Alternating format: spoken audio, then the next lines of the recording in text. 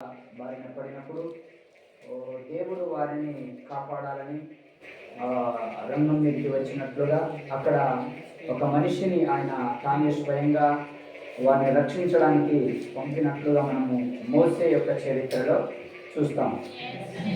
హల్లెలూయా. మరి మోసే ఎవరంటే గొప్ప నాయకుడు, ఆయన గొప్ప నాయకుడు. మరి బానిసత్వం నుంచి అసలు నిజంగా బానిసత్వం అంటే అనుభవించే వారికి దాని మరి బాధ ఏంటో తెలుస్తుంది, ఆ జీవితం యొక్క బాధ ఏంటో తెలుస్తుంది. బానిసత్వం ఒకరు చెప్పింది చేయాలి, దాన్ని బానిసత్వం. ఇక మనకి ఇష్టం లేకపోయినా చేయాలి, కష్టమైనా చేయాలి. మన బాధ కోసం వారు పట్టించుకోరు. అధికారంతో మనల్ని మొత్తుతూ, బాధిస్తూ, ఇబ్బంది పెడుతూ నడిపిస్తారు. మనకు కావలసినంతగా ఇవ్వరు, కానీ వారికి కావలసిన దాని కొరకు మాత్రమే వారు ఎదురు చూస్తారు. నిజానికైతే మన పితృలైన ఇజ్రాయేలీలు ఈజిప్టు దేశంలో పడ్డ శ్రమ మరి నిజంగా ఇప్పుడు సినిమాల రూపంలో మనం చూసేది వేరు, రియల్గా ఎంత భయంకరంగా ఉండొచ్చో ఆ శ్రమ. హల్లెలూయా. ఇప్పుడు యంత్రాలు, అప్పుడు యంత్రాలు లేవు. ఏ పని చేసినా మనిషే. ఒక రాయిని చెక్కాలంటే మనిషే. ఇప్పుడు యంత్రాల ద్వారా కూసేస్తారు. మరి నిజంగా చాలా పెద్ద ఐగుప్తును నిజంగా ఆయన ఉన్నతమైన దేశంగా తయారు చేయడానికి మోషే అద్భుతంగా అక్కడ వాడబడ్డాడు. అర్థమవుతుందా? మోషే గొప్ప మేధశక్తి గలవాడు. మరి నిజంగా దేవుని ప్రణాళిక ద్వారా భూమి మీద అవతరించిన వాడు, ఆయన క్రీస్తును పోలినవాడు అని నేను చూడగలను. కాబట్టి మరి మనం బైబిల్ గ్రంథంలో దేవుడు తన పిల్లల్ని కాపాడుకొనుటకై ఆయన చక్కని ప్రణాళిక కలిగి ఉన్నప్పుడు ఆ ప్రణాళిక మనకు మనుషుల ద్వారా తెలియచేయబడుతుంది, ప్రవక్తల ద్వారా. మరి దానిని మనము నిరాకరించినప్పుడు మనము దేవునిని నిరాకరిస్తున్న వారం అవుతాము. ఈ కాలం చాలా భయంకరమైన కాలము. ఈ కాలానికి ఒక ప్రవక్త వస్తాడని అందరూ చదివే బైబిల్లో ఉన్నప్పటికీ దురదృష్టం ఏంటంటే ఈ ప్రవక్తను ఎవ్వరు కూడా చేర్చుకోవట్లేదు, ఆయన వర్తమానాన్ని చేర్చుకోవట్లేదు. దేవుడు తన చిత్తాన్ని ప్రవక్తలకే బయలుపరుస్తాడని బైబిల్ చెప్తూ ఉంది. కానీ ప్రవక్త వర్తమానాన్ని నిరాకరించి బైబిల్ మాత్రమే చదువుకుంటూ వెళ్ళిపోతున్నారు అనేది చూసి నేను ఎంతో బాధపడతాను. బైబిల్ మాత్రం చదివినప్పుడు బైబిల్ అర్థం అవ్వాలి కదా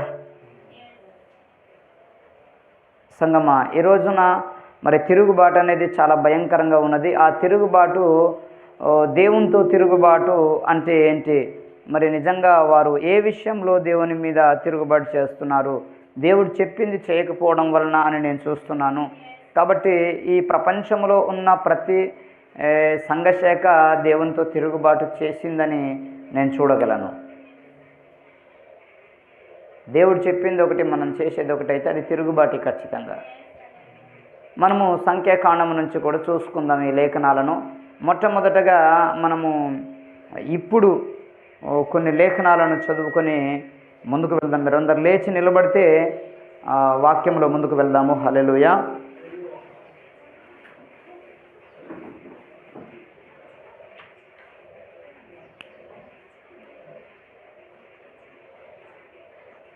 నిన్న మనం చదివిన లేఖనాలు కూడా ఉన్నాయి. అయితే మనం యాకోబు పత్రికలో వెళ్దాము. యాకోబు పత్రిక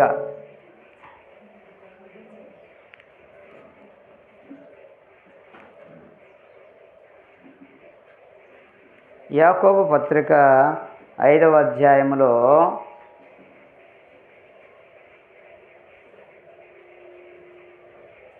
ఈ మాటను చదువుకొని మనం ముందుకు వెళ్దాము. హల్లెలూయా. 19వ మాట 20వ మాట మనం చదువుదాము. ఈ రెండు మాటలను బట్టి మరి దేవుని ఉద్దేశం కూడా ఇలాగే ఉంటుందని నేను నమ్ముతున్నాను. మనం కష్టాల్లో ఉన్నప్పుడు, మనం ఎక్కడైనా పడిపోయినప్పుడు, త్రోవ తప్పినప్పుడు తప్పు చేసినప్పుడు యాకోబు పత్రిక ఎక్కడ చూస్తే లాస్ట్లో ఉంటుంది 213.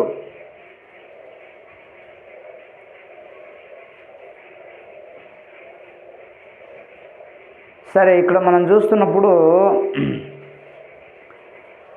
19-20 వచనాలను, నా సహోదరులారా, మీలో ఎవడైనను సత్యము నుండి తొలగిపోయినప్పుడు మరి ఒకడు అతన్ని సత్యమునకు మళ్ళించిన ఎడలా, పాపిని వాని తప్పు మార్గము నుండి మళ్ళించువాడు మరణము నుండి ఒక ఆత్మను రక్షించి అనేక పాపములను కప్పివేయునని తాను తెలుసుకొనవలెను. అనేక పాపాలను కప్పివేయవలెనని. అటెల్ స్టాండ్ పడిపోతుంది లవ్లీ. కాబట్టి దేవుని నామానికి మహిమ కలుగునుగాక. చదవబడిన దైవవాక్యం ద్వారా దేవుడు మనల్ని దీవించి ఆశీర్వదించునుగాక. ప్రార్థన చేసుకుందాం. స్తోత్రం నాయన, మిక్కిలిగా ప్రేమించిన యేసయ్య, సత్యము నుండి ఎవడైనా తొలగిపోతే అతన్ని సరిచేసే ఒక మనుష్యుడు కావాలి.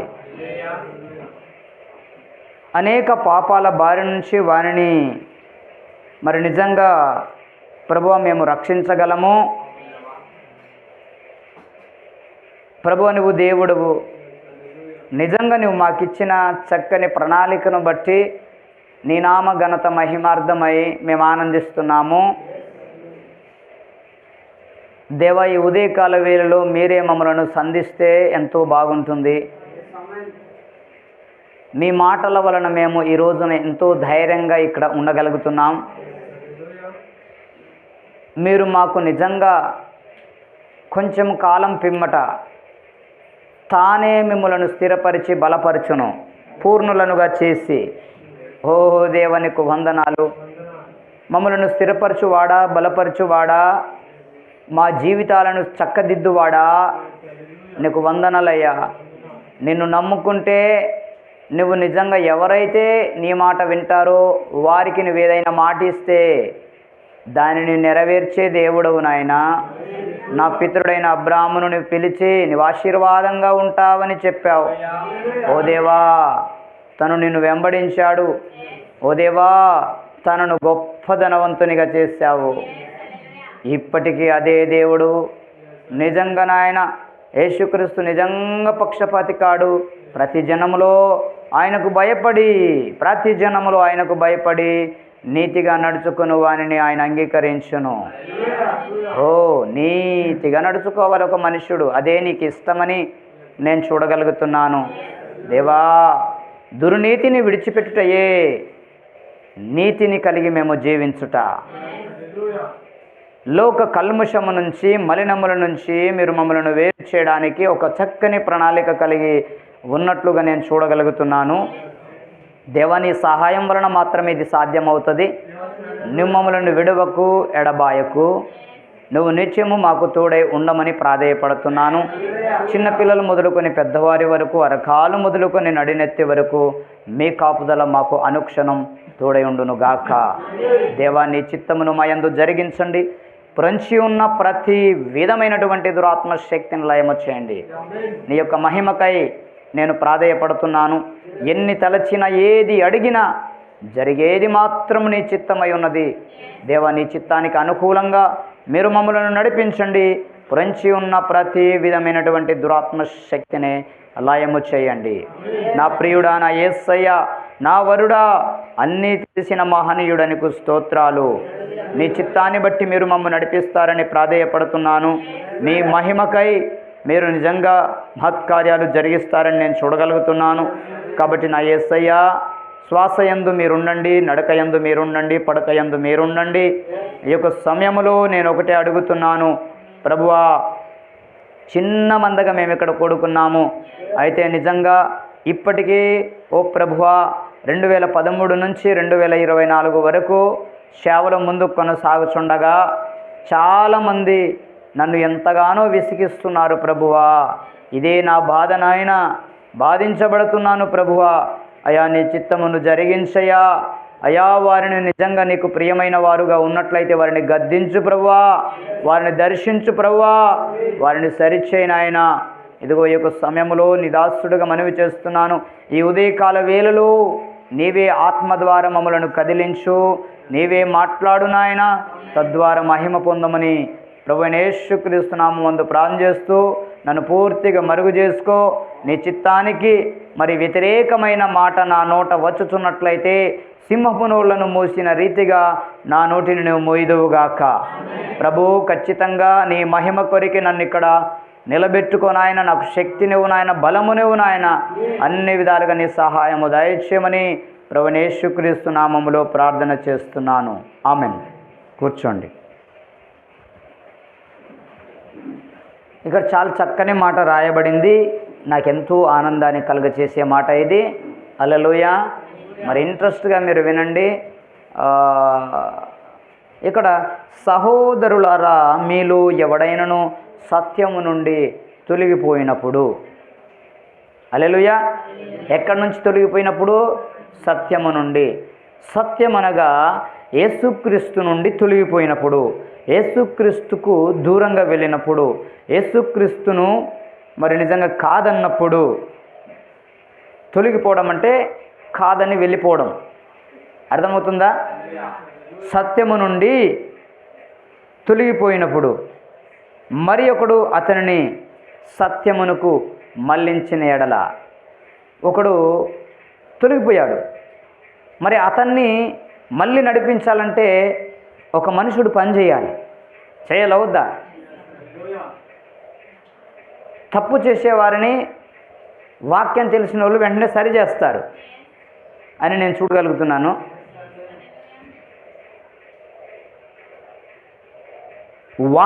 పాపిని వాని తప్పు మార్గము నుండి మళ్ళించువాడు, పాపిని వాని తప్పు మార్గము నుండి మళ్ళించువాడు, ఆజ్ఞను అతిక్రమించి వెళ్ళేవాడే పాపి. అతనిని ఆ అతిక్రమము నుంచి మళ్ళించువాడు. మరణము నుండి ఒక ఆత్మను రక్షించి, మరణము నుండి ఒక ఆత్మను రక్షించి అనేక పాపములను కప్పివేయునని తాను తెలుసుకొనవలెను. ఒక మనుషుడు సత్యం నుండి బయటికి వెళ్ళాడంటే చాలా పాపాలు చేస్తాడు. కానీ ఆ టైంలో కనుక అతన్ని దేవుని వైపు తిప్పితే ఆయన చేసే పాపాలన్నింటినీ ఆయన కప్పేశాడు.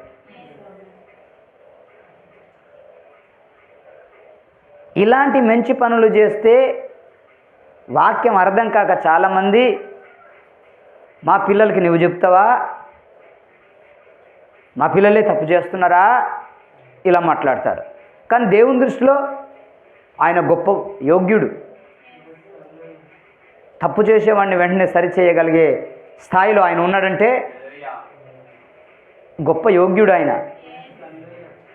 అంటే మీరు ఒకరికి చెప్పే విధంగా ఉండాలి.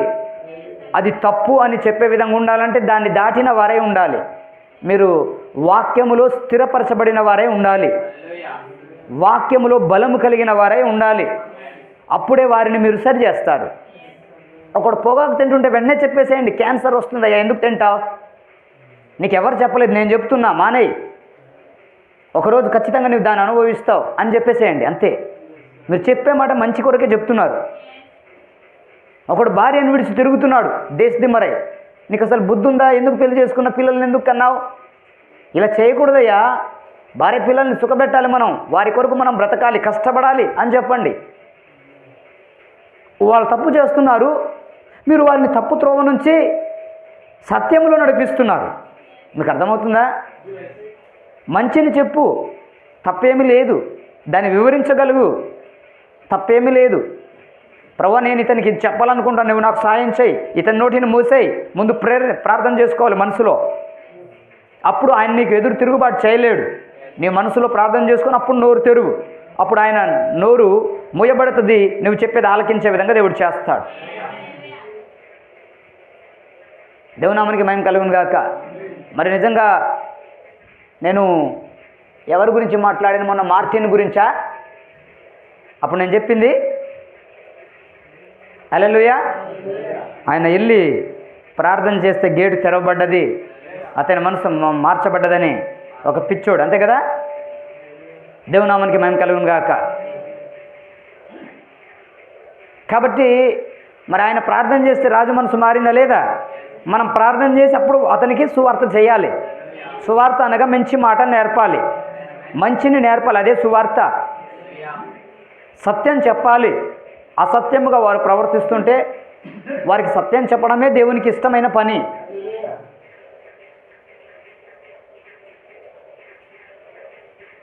ఎలాగున్నారంటే చిన్న వయసుగా పూలు పెట్టుకుంటే ఏంటి అనే స్టేజ్లో ఉన్నారంటే వారికి అసలు దేవుడే తెలియదు.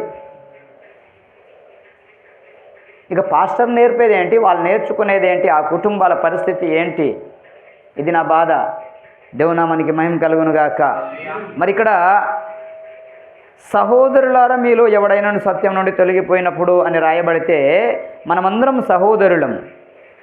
పాస్టరే కాపాడతాడా? మీరు కాపాడొచ్చా? మీరు కాపాడొచ్చు, అది దేవుడు కాపాడినట్లే. ఎందుకంటే దేవుని మాటలు మీలో ఉన్నాయి కాబట్టి, దేవుని ఆలోచన మీలో ఉంది కాబట్టి మీరు వారిని కాపాడాలి.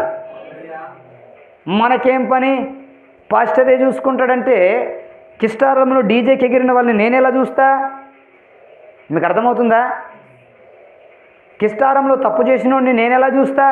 అక్కడున్న సహోదరులే చూడగలరు. వాళ్ళు వెంటనే వారిని సరిచేయాలి. బైబిల్ అలా చెప్తా ఉంది. దేవునామానికి మహిమ కలుగును గాక. సరే, తిమోతికి రాసిన పత్రిక, 1 తిమోతికి రాసిన పత్రికను చూద్దాం ఒకసారి.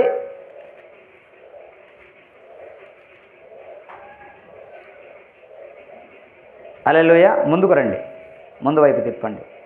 ఓకే, 6వ అధ్యాయంలో మనం చూద్దాం ఒకసారి. 6వ అధ్యాయం 17 నుంచి మనం చూద్దాం.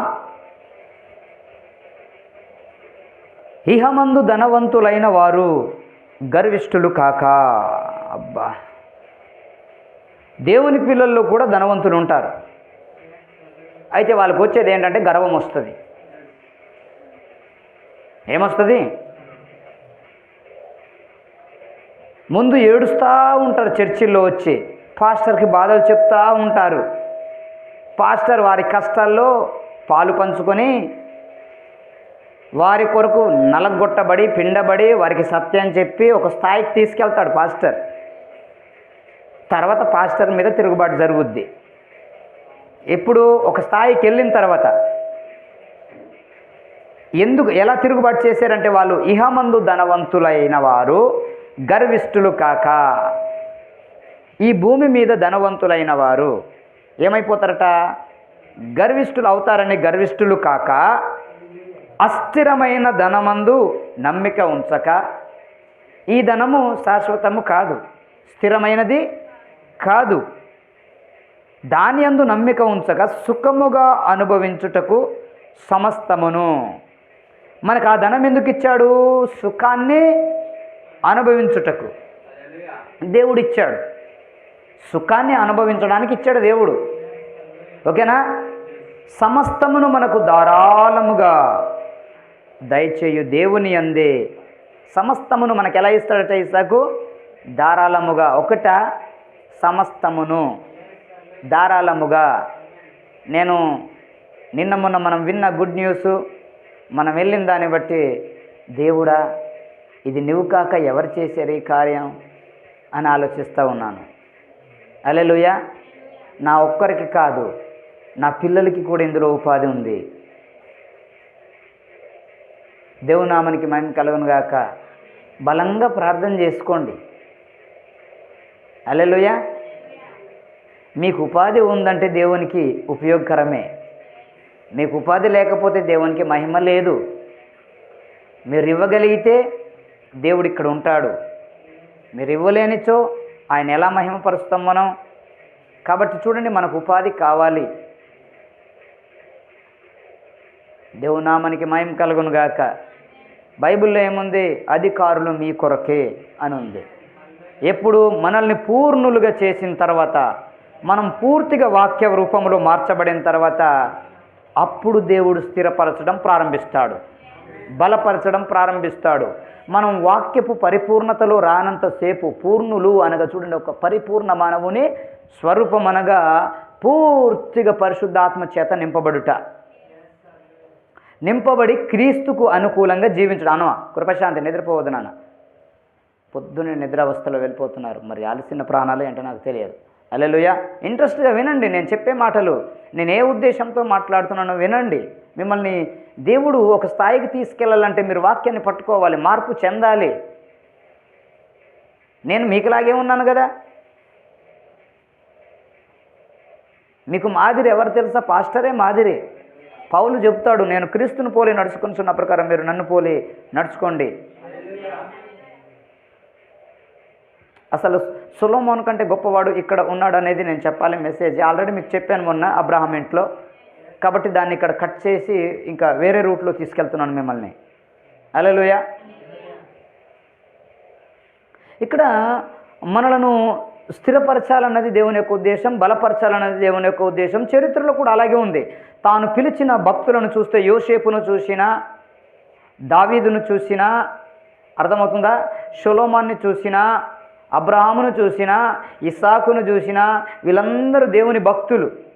వారిని బలపరిచాడు కానీ అనగదొక్కలేదే. స్థిరపరిచాడు, బలపరిచాడు కదా, ఆస్తిపరులుగా చేశాడు కదా. మొదట ఏమీ లేనివారు కదా. మరి ఎప్పుడు హెబ్రీ 13:8 ప్రకారంగా చూస్తే ఆయన అదే దేవుడు అని రాయబడింది. మనము మరి ఇక్కడ చూస్తే ధనవంతులు అవుతారేమో దేవుని పిల్లలు, అందుకే గర్విష్ఠులు అవ్వద్దు అని రాయబడింది ఇక్కడ. ధనవంతులు కాకపోతే తాను మిమ్మలను స్థిరపరిచి బలపరచును అనే మాట ఎందుకంటాడు ఆయన? తానే మిమ్మలను స్థిరపరిచి బలపరచును. నిన్న మనం ఎక్కడ చదివాము ఆ మాట? ఎక్కడ చదివాము నాన్న? 1 పేతురులోనా? చూడండి ఒకసారి.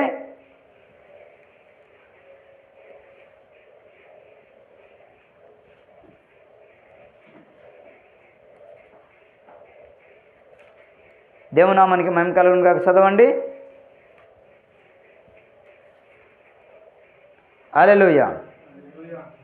1 పేతురులో మనము 5వ అధ్యాయం అనుకుంటున్నాను. 5వ అధ్యాయంలో 10వ మాటను చూద్దాం. తన నిత్య మహిమకు క్రీస్తునందు మిమ్మును పిలిచిన సర్వకృపానిధియగు దేవుడు. కృప అనేది మనకు హెల్ప్ చేసేది, మనల్ని కాపాడేది. సర్వకృప అంటే అన్ని విషయాలలో సర్వకృప నిధియగు దేవుడు. కృపానిధి. నిధి అంటే ఏంటి? సంపద. నిధి అంటే ఏంటి? సర్వకృప నిధియగు దేవుడు అంటే అన్ని విధాలుగా నిన్ను బలపరిచే దేవుడు అని నేను నమ్ముతాను. హల్లెలూయా. తానే మిమ్మను పూర్ణులుగా చేసి, ఎలా చేస్తాడు? దేవుడే మనల్ని ఎలా చేస్తాడు? పూర్ణులుగా. ఆయన పరిపూర్ణుడు, దేవుడు పరిపూర్ణుడు. అర్థమవుతుందా? ఆయన వలె మనల్ని తయారు చేసి స్థిరపరిచి బలపరచును కొంచెము కాలము పిమ్మట అని నేను నమ్ముతాను. కొంచెము కాలము శ్రమపడిన పిమ్మట, అంతేనా? హల్లెలూయా. కొంచెము కాలము శ్రమ, కొంచెము కాలం మనకు ఇబ్బందులు. ఎలాగంటే మనం దేవుని వైపు తిరుగుతున్నప్పుడు. హల్లెలూయా. ఇందులోనే మనం చూసాం కదా, వారు కోరినట్లుగా మనం వెళ్ళకపోవడం వలన, వారు అనుకున్నట్టుగా మనం చేయకపోవడం వలన, వారు ఓకే అంటే మనం కూడా ఓకే అనాలా. అక్కడ అనకపోవడం నా కృపాశాంతి శ్రమలు. అర్థమవుతుందా? అన్ని రంగాలలో నేను ఒక్క విషయం మాట్లాడలేదు, నీ సమస్య విషయంలో మాట్లాడట్లేదు. వారికి అనుకూలంగా మనం లేకపోవడం చేత వాళ్ళు మనల్ని ఏం చేస్తారని ఉందంటే హింసిస్తారని ఉంది బైబిల్లో. వారికి అనుకూలంగా ఉండడానికి దేవుడు మనల్ని రక్షించలేదు, దేవునికి అనుకూలంగా ఉండడానికి దేవుడు మనల్ని రక్షించాడు. దేవునికి అనుకూలంగా మనం వెళ్ళినప్పుడు ఏం జరుగుతుంది? దేవుడు ఏదైతే చేయాలనుకుంటున్నాడో అది చేస్తాడు ఆయన. ఇదే భూభాగమందు మనం ఉంటాం, కానీ అటువంటి క్రియలు కలిగి ఉండం. సత్క్రియలు కలిగి ఉంటాం, నీతిని మనం కలిగి జీవిస్తాం. దుర్నీతితో మనకు పొత్తు లేదు, చెడ్డ సహవాసాలు మనకు ఉండవు. అన్నిటి నుంచి దేవుడు మనల్ని వేరు చేస్తాడు. ఒకవేళ చెడ్డవారు మన గుంపులో తయారవుతే దేవుడు దానికి వేరే పరిష్కార మార్గాన్ని పెట్టాడు. అది కూడా నేను ఇప్పుడు మీకు వినిపిస్తాను. మన గుంపులో చెడ్డవారు తయారవుతే వారిని దేవుడు ఏం చేస్తాడు? హల్లెలూయా. మోషే కాలంలో జరిగినాయి ఫైటింగ్లు, చాలా భయంకరంగా జరిగినాయి. వారు చెడ్డ గుంపు అంటే ఇంకా ఆ ఆత్మ ఇక్కడున్న వారిని కొంతమందిని పట్టేస్తుంది. వాళ్ళు తిరుగుబాటు చేస్తూ ఉంటారు, సంఘం మీద దాడి చేస్తారు, రకరకాలుగా ఉంటుంది. దేవునామానికి మహిమ కలుగును గాక. అయితే వారిని మనం విడిచిపెట్టాలని ఉంది బైబిల్లో. వారికి మనం దూరంగా ఉండాలని ఉంది బైబిల్లో. దేవునామానికి మహిమ కలుగును గాక. మరి ఇక్కడ తిమోతికి రాసిన పత్రికలో మనం చూసినప్పుడు హల్లెలూయా, మనకు ధారాళముగా సమస్తమును మనకు ధారాళముగా దయచేయ దేవుని యందే నమ్మిక ఉంచుడని ఆజ్ఞాపించుము. ధనం వైపు చూడమాకండి, కానీ ఎటు చూడాలి? సమస్తమును మనకిచ్చే దేవుని వైపు చూడండి అని ఉంది. కొద్దిగా ఒక మేకల విషయంలోనో లేకపోతే కొంచెం డబ్బు విషయంలోనో మనకి ఏదైనా ఎక్కువైతే దాన్ని బట్టి అచ్చయిస్తే నువ్వు సమస్తాన్ని ఎప్పుడు సొంతం చేసుకుంటావు? మనకు కావాల్సింది సమస్తం. అన్ని రంగాలలో మనం ప్రథములు అవ్వాలని బైబిల్ చెప్తుంది. సమస్తమును మనకు ధారాళముగా, కొంచెం కాదు, ధారాళముగా అంటే అసలు దానికి లిమిట్ లేదు. ధారాళం అనే దానికి లిమిట్ లేదు. అర్థమవుతుందా? దానికి ఒక హద్దు లేదు, దానికి కొంత పరిమాణం అనేది కూడా లేదు. దేవునామానికి మహిమ కలుగును గాక.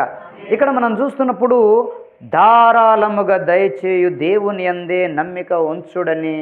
సొలొమోనుకట దేవుడు ఆశీర్వాదాలు ఇచ్చాడట, కానీ వర్షము కుమ్మరించినట్లుగా ఇచ్చాడట. వర్షము భూమి మీద కుమ్మరించబడుట ఎంతో అలా ఇచ్చాడట ఆయనకు ఆశీర్వాదాలు. ఇదే వర్షం కుమ్మరించబడినట్లుగా, అంటే ధారాళముగా.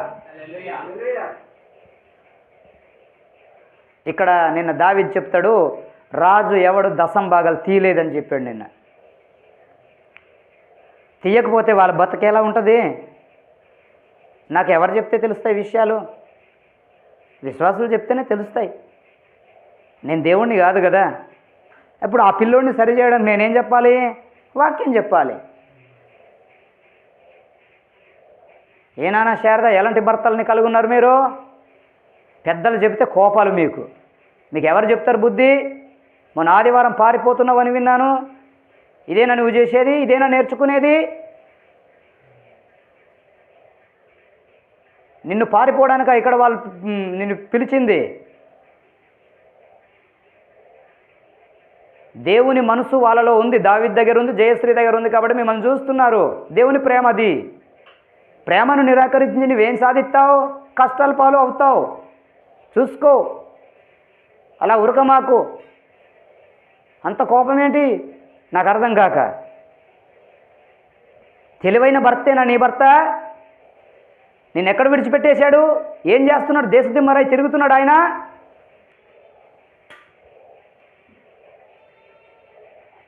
ఆ లక్ష్మయ్య లేకపోతే మీ బతికే లేదు. నాకు తెలియదా? చూసే పిల్లల మీద మీకంత కోపం ఉంటే మీరేం సాధించినట్టు నాకు అర్థం కాక. నీ ఇద్దరు పిల్లల్ని కంటే ఎవరు చూశారు? బజరమ్మే చూసిందట కదా. మరి బజరమ్మ చెప్పే అర్హత ఆమెకు ఉంది ఒక తల్లిగా. నీకు తల్లి లేదు, అప్పుడు నువ్వెవరి మాట వినాలి? పెద్దోళ్ళ మాట వినాలి. ఇలాంటి తిరుగుబాట్లు నా ముందు పని చేయవు నాన్న. ముందే చెప్తున్నా, మీరు ఏడ్చినా పర్వాలేదు, దేవునికి మొరపెట్టుకో. భర్తకు నువ్వు బుద్ధి చెప్పలేవు, పెద్దలు చెప్తే వినవు. మా పెద్దమ్మలో చెప్తుంది నువ్వు ఇలా ఉండాలి అని గద్దించాలి ఆయన్ని. కంప్లైంట్లు చేయడం కాదు. నువ్వేం నేర్చుకుంటున్నావు ఇక్కడ? భర్తకు అనుకూలంగా మాట్లాడతావా? భర్త చెడ్డోడైతే అతన్ని సరిచేసేది ఎవరు? పెద్దోళ్ళు సరి చేస్తారు. నువ్వు సరి చేయలేవు. ఆయనకు సపోర్ట్ చేస్తే లాస్ట్కి నష్టపోయేది నువ్వే. ఆయనకు సపోర్ట్ చేయకూడదు. నీకు ఎవరైతే తెలివి నేర్పుతున్నారో వాళ్ళ మాటను బట్టి అతన్ని సరి చేయాలి నువ్వు. పెళ్ళం పిల్లలు ఇక్కడ ఏం తింటున్నారు? ఆడు దేశం పడి తిరిగితే నాకెక్కడ రాదు కోపం. రక్షించబడినోడు ఎలా ఉండాలి? చురుకుగా ఉండాలి, తెలివిగా ఉండాలి. దేశదిమ్మరలాగా తిరగడం కాదు. ఎప్పుడు ఆయన డెవలప్ అయ్యేది ఇంకది వాక్యాన్ని పట్టుకోకపోతే. దయచేసి ఆడోళ్ళుగా మీరు భర్తలకు సపోర్ట్ చేయడం కాదు. ఎప్పుడు సపోర్ట్ చేయాలి? మంచోడైతే సపోర్ట్ చేయి. చెడ్డోడైతే నీకు సమీప బంధువులు ఎవరైనా ఉంటే వాళ్ళు నీకు గైడ్గా ఉంటారు. ఎలా ఉంటే మీ జీవితం బాగుంటుందో వాళ్ళు నేర్పుతారు. నేర్పిన దాన్ని బట్టి రోషం కలిగి భర్తను సరిచేయి. అంతేగాని నా భర్త నాకు బెల్లమని వెళ్ళేవా వదిలేస్తారు. వీళ్ళు వదిలేస్తారు, నేను వదిలేస్తాను, దేవుడు కూడా వదిలేస్తాడు మిమ్మల్ని. చాలా జాగ్రత్తగా ఉండండి. దేవుడు వదిలేయడం అంటే ఏంటి తెలుసా? దేవుని కలిగి ఉన్న పిల్లలు వదిలేస్తేనే దేవుడు వదిలేసినట్టు. ఆ ప్రేమను పొందుకునే విధానం మీకు తెలియకపోతే ఎందుకు కోపాలు నాకు అర్థం కాక. నీ పిల్లల్ని ఎంత మంచిగా చూస్తారో అది కూడా నీకు అర్థం కావట్లేదా? ఎంత మంచిగా సంఘం చూస్తుందో నీకు తెలుసా? మైండ్ మ్యాచ్యూరిటీ అవ్వాలి. ఒక పాస్టర్గా నిన్ను కాచే మనిషిగా నేను మాట్లాడుతున్నాను. మీరు మాట్లాడవలసిన అవసరం లేదంటే నేను చేసేది ఏమి లేదు. నా పిల్లలు ఎలా ఉన్నారో నాకు తెలుసు. జయశ్రీ అయినా దావీదైనా ఇక్కడ ఎవరైనా వాళ్ళు చెప్పింది నువ్వు విను.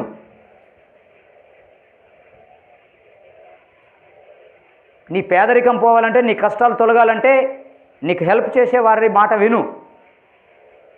నువ్వు సత్యం నుండి తొలగిపోకూడదని వాళ్ళు నిన్ను కాపాడుతున్నారు. దేవుని నుంచి దూరం అవ్వకూడదని వాళ్ళు నీకు తిండి పెడుతున్నారు. పిల్లల్ని కనడం ముఖ్యం కాదు, కంటే ఎలా పెంచాలనే నాలెడ్జ్ కూడా ఉండాలి. నేను చెప్పే మాటకు అది దేవుని ఉద్దేశం. పెంచడం చేత కానోడు అసలు పెళ్ళి చేసుకోకూడదు. నీకు సంతోషంగా ఉండవచ్చు. మాకెంత బాధ ఉంది, ఆ ముగ్గురు పిల్లల్ని మీరు ఎలా పెంచుతారని మేము ఎప్పుడు ఆలోచిస్తాం. మేము పెంచలేం, మీకు గైడ్గా ఉంటాం. జీవితం అంటే ఏంటో మేము నేర్పుతాం, దాన్ని మీరు నేర్చుకోవాలి కదా. అక్కడ అన్నదమ్ములకి పొంతన లేదు. మాయా మాటలు చెప్పే బ్యాచ్సి 40 ఎకరాల పొలమాట ఒకడికి చూసుకోండి. ఏం మాటలవి?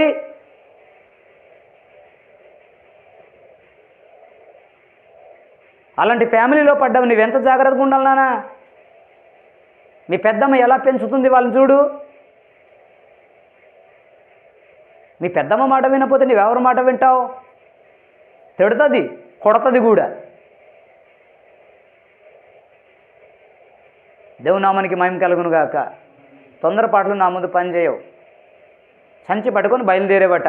అలాంటి టైంలో నిన్ను ఎవడు బయలుదేరమన్నాడు? మాట పడలేవా? ఏదైనా జరగరానిది జరిగితే దానికి ఎవరు బాధ్యులు? ఇప్పుడు వదిలేస్తా, వెళ్తావా? హల్లెలూయా. అలా చేయమాకండి దయచేసి. మరి దేవుని కలిగి జీవించండి, దేవుని ప్రేమను పొందుకోండి, దేవుడు చెప్పింది చేయండి, దేవుని శక్తి ద్వారా నడిపించబడండి.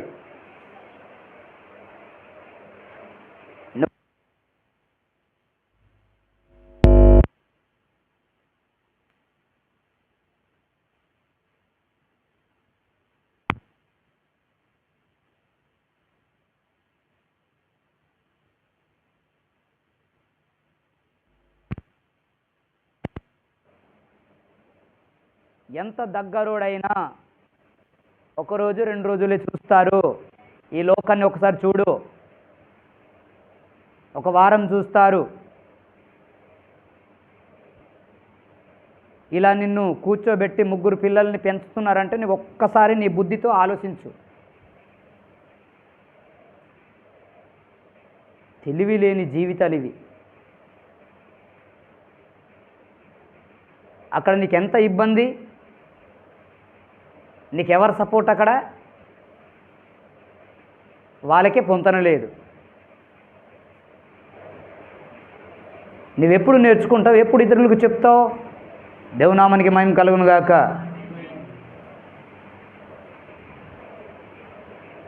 భర్తకు తెలివి లేకపోతే భార్య తెలివైనదై ఉండాలి. ఇద్దరు అలాంటి వాళ్ళు అయితే ఎక్కడ కొట్టుకుపోతారు వరదకి. అర్థమవుతుందా?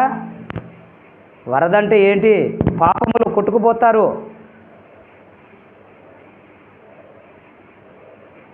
ఆయనకు బుద్ధి జ్ఞానం లేదు, తీసుకొచ్చి ఇక్కడ పడేసాడు అంతే.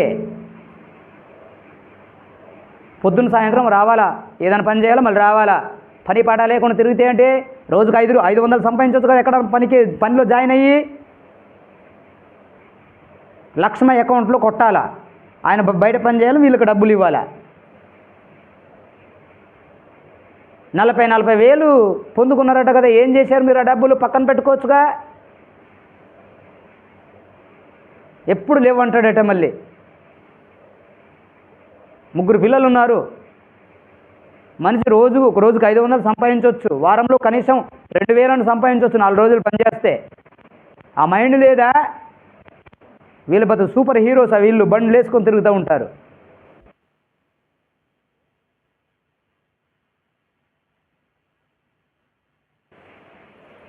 మీ ఇష్టం నాన్న శారదా, నేను చెప్తున్నా. వినకపోతే అది మీ ఇష్టం. మీ జీవితం మీ చేతుల్లోనే ఉంది, నా చేతుల్లో లేదు. దేవుడు మన బతుకుల్ని బాగు చేస్తాడు. దేవుని మాటలు మన బతుకును మారుస్తాయి. మేమందరం నీకులాగా ఉన్న వాళ్ళమే, నీకులాంటి స్టేజే. దేవుడు ఏం చెప్పాడు అన్నది ఆలోచించాలి. మా పాస్టర్ నాకు అలా నేర్పాడు, నేను అలా పట్టుకున్నా. ఇప్పుడు నా దగ్గర వచ్చే పిల్లలకి మీకు అదే నేను నేర్పుతున్నా, అంతకంటే ఎక్కువ నేర్పుతున్నా. పట్టుకోపోతే నేనేం చేయలేను. హల్లెలూయా. సరే, 18వ మాట చూడండి. వారు వాస్తవమైన జీవమును సంపాదించుకొను నిమిత్తము రాబోవు కాలమునకు మంచి పునాది తమ కొరకు వేసుకొనొచ్చు మేలు చేయువారును సత్క్రియలు అను ధనము గలవారును. మన ధనం ఏంటి? సత్క్రియలు. మన సంపద ఏంటి? సత్క్రియలు. మేలు చేయువారుగా ఉంటారు. అదే దావీదు చేసేది మీకు మేలు. ఆ పిల్లలు ఇరుగు పొరుగు వారు, వారికే ఎవరు అండగలేరు, సంఘం తప్ప. అలాంటి పిల్లలు మిమ్మల్ని చూస్తున్నారంటే మీకు కనీసం బుద్ధి ఉందా? ఇద్దరికి, రాజుకు నీకు. ఏ రోజున తెచ్చారా 5 కేజీలు బియ్యం? ఏ రోజున కూరగాయలు తెచ్చారా? మీకే ఇంత రోషం ఉంటే పెట్టేవాడికి ఎంత ఉండాలి? వాళ్ళు ఏమైనా కావాలని పెడుతున్నారా? దేవుని ప్రేమది, బంధుత్వం ఉంది కాబట్టి.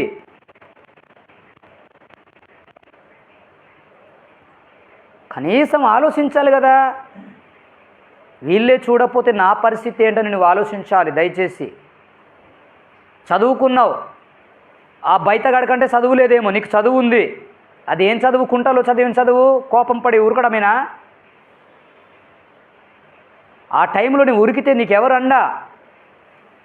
జరగరానిది ఏదైనా అయితే, ప్రసూతి నొప్పులు వస్తే ఆ అడవుల్లో మైండ్ కరెక్ట్గా లేదు మీకు. నాకెంత ఇష్టమైన పిల్లలు వాళ్ళు తెలుసా? సమస్తాన్ని విడిచిపెట్టారు వాళ్ళు, మాకు దేవుడే కావాలని నిలబడ్డారు. దేవుని సేవకునికి ఎంతో ఉపయోగపడుతున్నారు వాళ్ళు.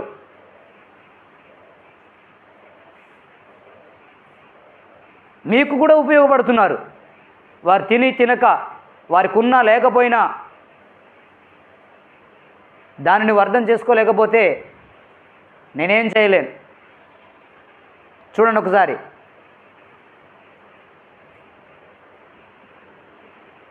సత్క్రియలు అను ధనము గలవారును ఔదార్యము గలవారును తమ ధనములో ఇతరులకు పాలిచ్చువారినై ఉండవలనని వారికి ఆజ్ఞాపించుము.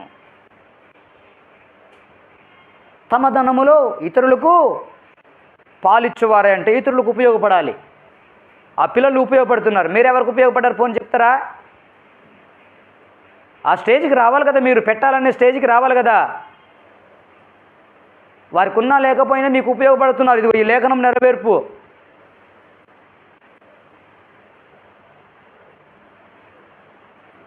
మీకోసం సంఘం ఎంత ఆలోచిస్తుంది. కనీసం సంఘంలో మనుషులు ఎలా ఉన్నారో చూసుకోండి, వారు ఎలా కష్టపడుతున్నారో చూసుకోండి. మీరు అలా కష్టపడే తత్వాన్ని పొందుకోండి. మీ మనసులను మార్చుకోండి. ఖాళీగా ఉండమాకండి. ఖాళీగా 24 గంటలు ఒక రోజంతా వృధా చేస్తే నువ్వెలా బతికేది? నీకు లేదు, కనీసం ఆయనకు ఉండాలా? ఆయనకు లేదు, కనీసం నీకు ఉండాలి కదా.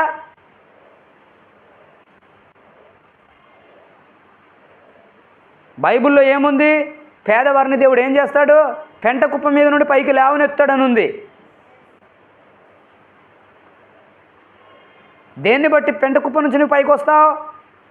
పొందుకునే దేవుని జ్ఞానాన్ని బట్టి. అంతేనా? ఏం పొందుకుంటున్నారు మీరు? కోప్పడాలా, తిరగడాలా? అదేనా దేవుని దగ్గర మనం నేర్చుకునేది? జీవితం అంటే మీకు ఇంకా అర్థం కావట్లే. చూసి నేర్చుకోండి. ఎంత కష్టపడుతున్నారు ఇక్కడ ఉన్న వాళ్ళు చూసుకోండి. పిల్లల్ని కానీ ఆ విజయ్ పీటర్ని ఒకసారి చూడు, ఆయన ఎంత కష్టపడుతున్నాడు. నాకు అలా కష్టపడే పిల్లలు కావాలి, తెలివిగా జీవించే పిల్లలు కావాలి, ఒక సాక్ష్యం కలిగి ఉండాలి. అది దేవుని నమ్ముకున్నారేంటి? ప్రతిరోజు పెళ్ళిళ్ళు కాదు, ఫంక్షన్లు కాదు. మీ రాజకీయ చుట్టాలు ఉన్నారా అంతగానో?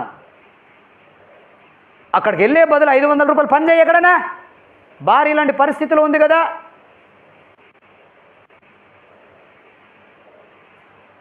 పిల్లలకి సరైన పోషణ లేదు కదా అని ఆలోచించాలి కదా. నిన్న ఎక్కడికి వెళ్ళాడు? షూటూరు వెళ్ళాడట. షూటూరు వెళ్ళేవాడు భార్య దగ్గర రావచ్చుగా. భార్య ఎలాగుందో చూడాలి కదా వచ్చి. ఇలాంటి విశ్వాసాలు నాకు కావాల్సింది. అవసరాన్ని బట్టి సంఘాన్ని ఇబ్బంది పెట్టడానికి కదా వచ్చేది. వాక్యం పట్టుకోవాలి కదా వచ్చి. ఆ కొడుకును పొందుకోవడానికి మీరు ఎంత కష్టపడ్డారు మీకు తెలియదా? సన్నిధికి రాకుండా బయట తిరగడమా? నాగలు దుంతున్నాడా ఈరోజు? సరైన భక్తి ఉండదు, మళ్ళీ కోపాలు ఎక్కువ. వచ్చేసి చక్కగా ప్రార్థన చేసుకుంటున్నావా? ప్రతిరోజు కుర్చేసుకొని అక్కడే ఇంట్లో ఉంటున్నావా? అయ్యా నేను పేదదాన్ని, నాకు చక్కని ప్రసూతి ఇవ్వయ్యా, ఏ బాధ లేకుండా చెయ్యయ్యా, డబ్బులు లేవయ్యా అని ప్రార్థన చేస్తున్నావా? మనం చేస్తే కదా వచ్చి.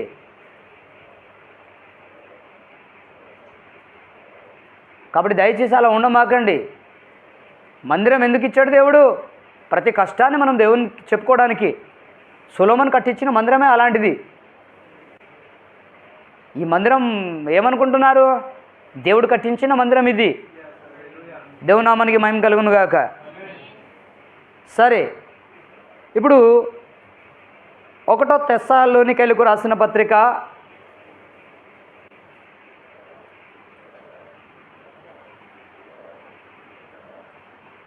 5వ అధ్యాయము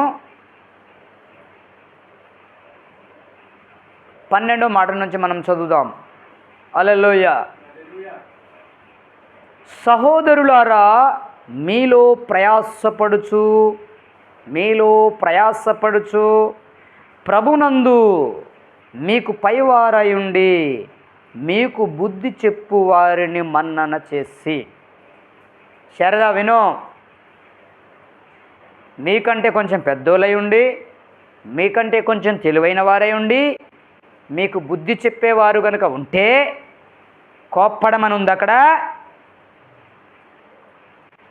ఏమనుంది? మన్నన చేసి, అర్థం చేసుకొని.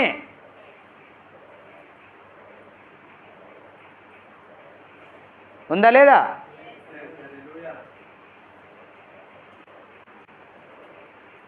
హల్లెలూయా. మీకు బుద్ధి చెప్పు వారిని మన్నన చేసి మీకు పైవారై ఉండి. మీ పెద్దమ్మ నీకంటే పెద్దది కాదా? చిన్నదా? హల్లెలూయా. మీ అన్నయ్య నీకంటే పెద్దోడు కాదా? జయ నీకంటే పెద్దది కాదా? వాళ్ళు చెప్తే నువ్వు వినవా? హల్లెలూయా. వారి పనిని బట్టి వారిని ప్రేమతో మిక్కిలిగా ఘనముగా ఎంచవలనని వేడుకొంచున్నాం. ఇప్పుడు నువ్వేం చేయాలి? వాళ్ళని ప్రేమించాలి. నీకు బుద్ధి చెప్పినందుకు వారిని, మా అన్నయ్యే లేకపోతే, మా వదినే లేకపోతే, మా పెద్దమ్మే లేకపోతే ఏంటి అని ఆలోచించాలి. వారిని ఘనంగా ఎంచాలి. నాకెవరు లేరు, కనీసం వీళ్ళు చెప్పడానికి ఉన్నారు అనే ఆలోచన నీకు రావాలి. వారిని ఘనంగా ఎంచాలా? తిట్టేరని వాళ్ళని తిట్టుకుంటూ నువ్వు వెళ్ళిపోవాలా? బుద్ధి చెప్పేవారిని ఘనంగా ఎంచాలి. దేవునామానికి మహిమ కలుగును గాక. నీకే కాదు, సంఘానికి కూడా వస్తుంది ఈ మెసేజ్. బుద్ధి చెప్పే పాస్టర్ని ఎలా చూడాలి? ఘనంగా ఎంచాలి. పాస్టర్ని తిట్టడం కాదు, సంఘం విషయంలో మాట్లాడుతున్నా ఇప్పుడు.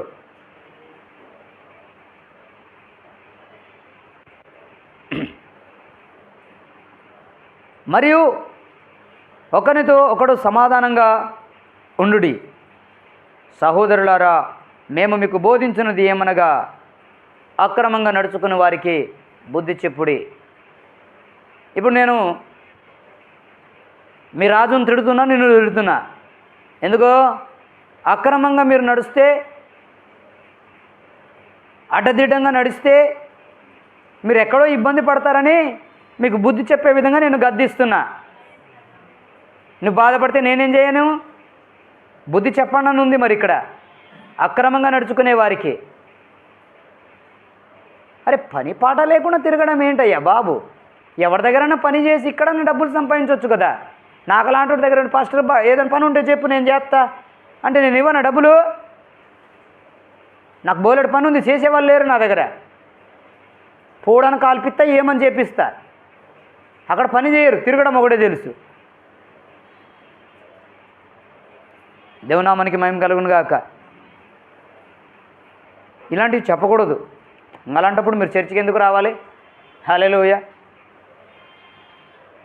చర్చి అంటే ఏంటి తెలుసా? నువ్వు విద్యను నేర్చుకునే ఒక పాఠశాల లాంటిది. దేవునామానికి మహిమ కలుగును గాక. ధైర్యం చెడిన వారిని ధైర్యపరచుడి, బలహీనులకు ఊతనీయుడి, అందరి ఏడల దీర్ఘశాంతం గలవారే ఉండుడి, ఎవడును కీడునకు ప్రతి కీడు ఎవరికైనా చేయకుండా చూచుకొనుడి. మీరు ఒకని ఏడల ఒకడును మనుషులందరి ఏడలను మేలైన దానిని అనుసరించి నడుచుకొనుడి. మనుషులందరి ఏడల మనము మేలైన మంచి పనులే చేయాలి, చెడ్డ పనులు చేయకూడదు. అర్థమవుతుందా? దేవునామానికి మహిమ కలుగును గాక. ఎల్లప్పుడూ సంతోషంగా ఉండండి, ఎడతెగక ప్రార్థన చేయుడి. ఏం చేయాలి? ఎడతెగక ప్రతిరోజు ప్రార్థన చేయాలి. దేవునామానికి మహిమ కలుగును గాక. ప్రతి విషయము నందును కృతజ్ఞతాస్తుతులు చెల్లించుడు, ఇలాగ చేయుట యేసుక్రీస్తునందు మీ విషయంలో దేవుని చిత్తము. ఇలా చేయాలి మీరు, అది దేవుని చిత్తం అని రాయబడింది. హల్లెలూయా. మరి చూద్దాం ఇంకా. ఆత్మను ఆర్పకుడి, ప్రవచించుటను నిర్లక్ష్యం చేయకుడి, సమస్తమును పరీక్షించి మేలైన దానిని చేపట్టుడి. హల్లెలూయా. సమస్తమును పరీక్షించి మేలైన దాన్ని చేపట్టండి, మేలైన పనులు చేయండి. అర్థమవుతుందా? ఏది మేలో మీరు ఆలోచించాలి, ఏది మంచిదో ఆలోచించాలి.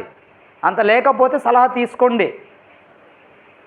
మా ఆవిడ ఇలాగ ఉంది పాస్టర్ గారని నేనేం చేయాలి అంటే 4 బాది పని కల్పిస్తా, ఎక్కడ నెలమంట. పాస్టర్ సలహా ఒక్కరోజు తీసుకున్నది లేదు జయ రాజు. పాస్టర్ ఎదురు కల్పించాడు అనుకో, కళ్ళ జోడు ఉందనుకో, బండి నడుపుతున్నాడు అనుకో, కనీసం చూసి కూడా ఇలా వందనాలు చెప్పడం కూడా రాదు ఆయనకి. ఆగి ఒకరోజు ఇశ్రాయేలు నేను ఎక్కడ శవాన్ని తీసుకెళ్ళి వస్తున్నాం, మమ్మల్ని చూశాడు, ఆగలిగా మనిషి. అబ్బో ఆయనకు అంత అర్జెంట్ అనుకుంటా.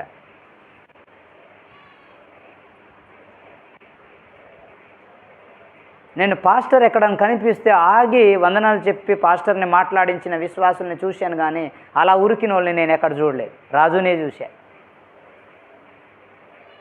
దేవుడు చూడట్లేదు ఈ సందర్భాలను. పాస్టర్ అంటే భయం ఉందా ఆయనకి? పాస్టర్ అంటే గౌరవం ఉందా? హల్లెలూయా. ఎప్పుడు నేర్చుకుంటారు నాన్న? మీరు చూసుకోండి. దేవునామానికి మహిమ కలుగును గాక. కాబట్టి ఇక్కడ మీకు పైవారై ఉండి ఎవరైనా బుద్ధి చెప్తే వారి మాట వినండి. వినకపోతే, మీకు బుద్ధి చెప్పే వారి మాట వినకపోతే మీరు చాలా నష్టపోతారు. మోషే మాటను వినలేదు, వారికి బుద్ధి చెప్పడానికి ఒక నాయకుడుగా అక్కడ పెట్టారు. ఇప్పుడు చూడండి, పెద్దలు చెప్పిన మాట వినను వాళ్ళు ఏమవుతూ ఉంటారు? పాడవుతూ ఉంటారు. వాళ్ళు చెప్తారు, అలా చేస్తే మీకు ఈ ప్రమాదం ఉంది, వద్దు బాబు చేయమాకంటే మా ఇష్టం అంటారు, తర్వాత కష్టాలు తెచ్చుకుంటారు. అలాగనే మీకు చెప్పేవాళ్ళు ఉన్నారు, వాళ్ళ మాట వినాలి కదా. ನಾನು ಅನ್ಕೊಟ್ಟ ಆ ತಪ್ಪತ್ತಿ ಮರು ಸಂಸ್ಪೋಯಿಸಿ ಬಯలుదేరుతారు బయలుదేరారు లాస్టింగ్ బెగ్ అయికొని ఆతీరు అలా బెదిరి మిరుతిరికి మేము ఊడని దిక్కేమను ఆ బజారం తింగ్ కానీ ఆ మీ దాదం కానీ కాదిత్తికి నాకు తెలిసినంత వరకు. దేవుని ప్రేమను బట్టి చక్కగా మరి భక్తిలో ఎదగాలి, ఫలించాలి. ఈ టైంలో నువ్వు దీనురాలు అయిపోవాలి, ఈ టైంలో దేవుని మీద ఆధారపడాలి, చక్కగా ప్రార్థన చేసుకోవాలి. దేవుని నామానికి మహిమ కలుగునుగాక. సామెతలు 25:11-12 వచనాలు చదవండి. హల్లెలూయా. సామెతలు 25:11-12 వచనాలు చదవండి.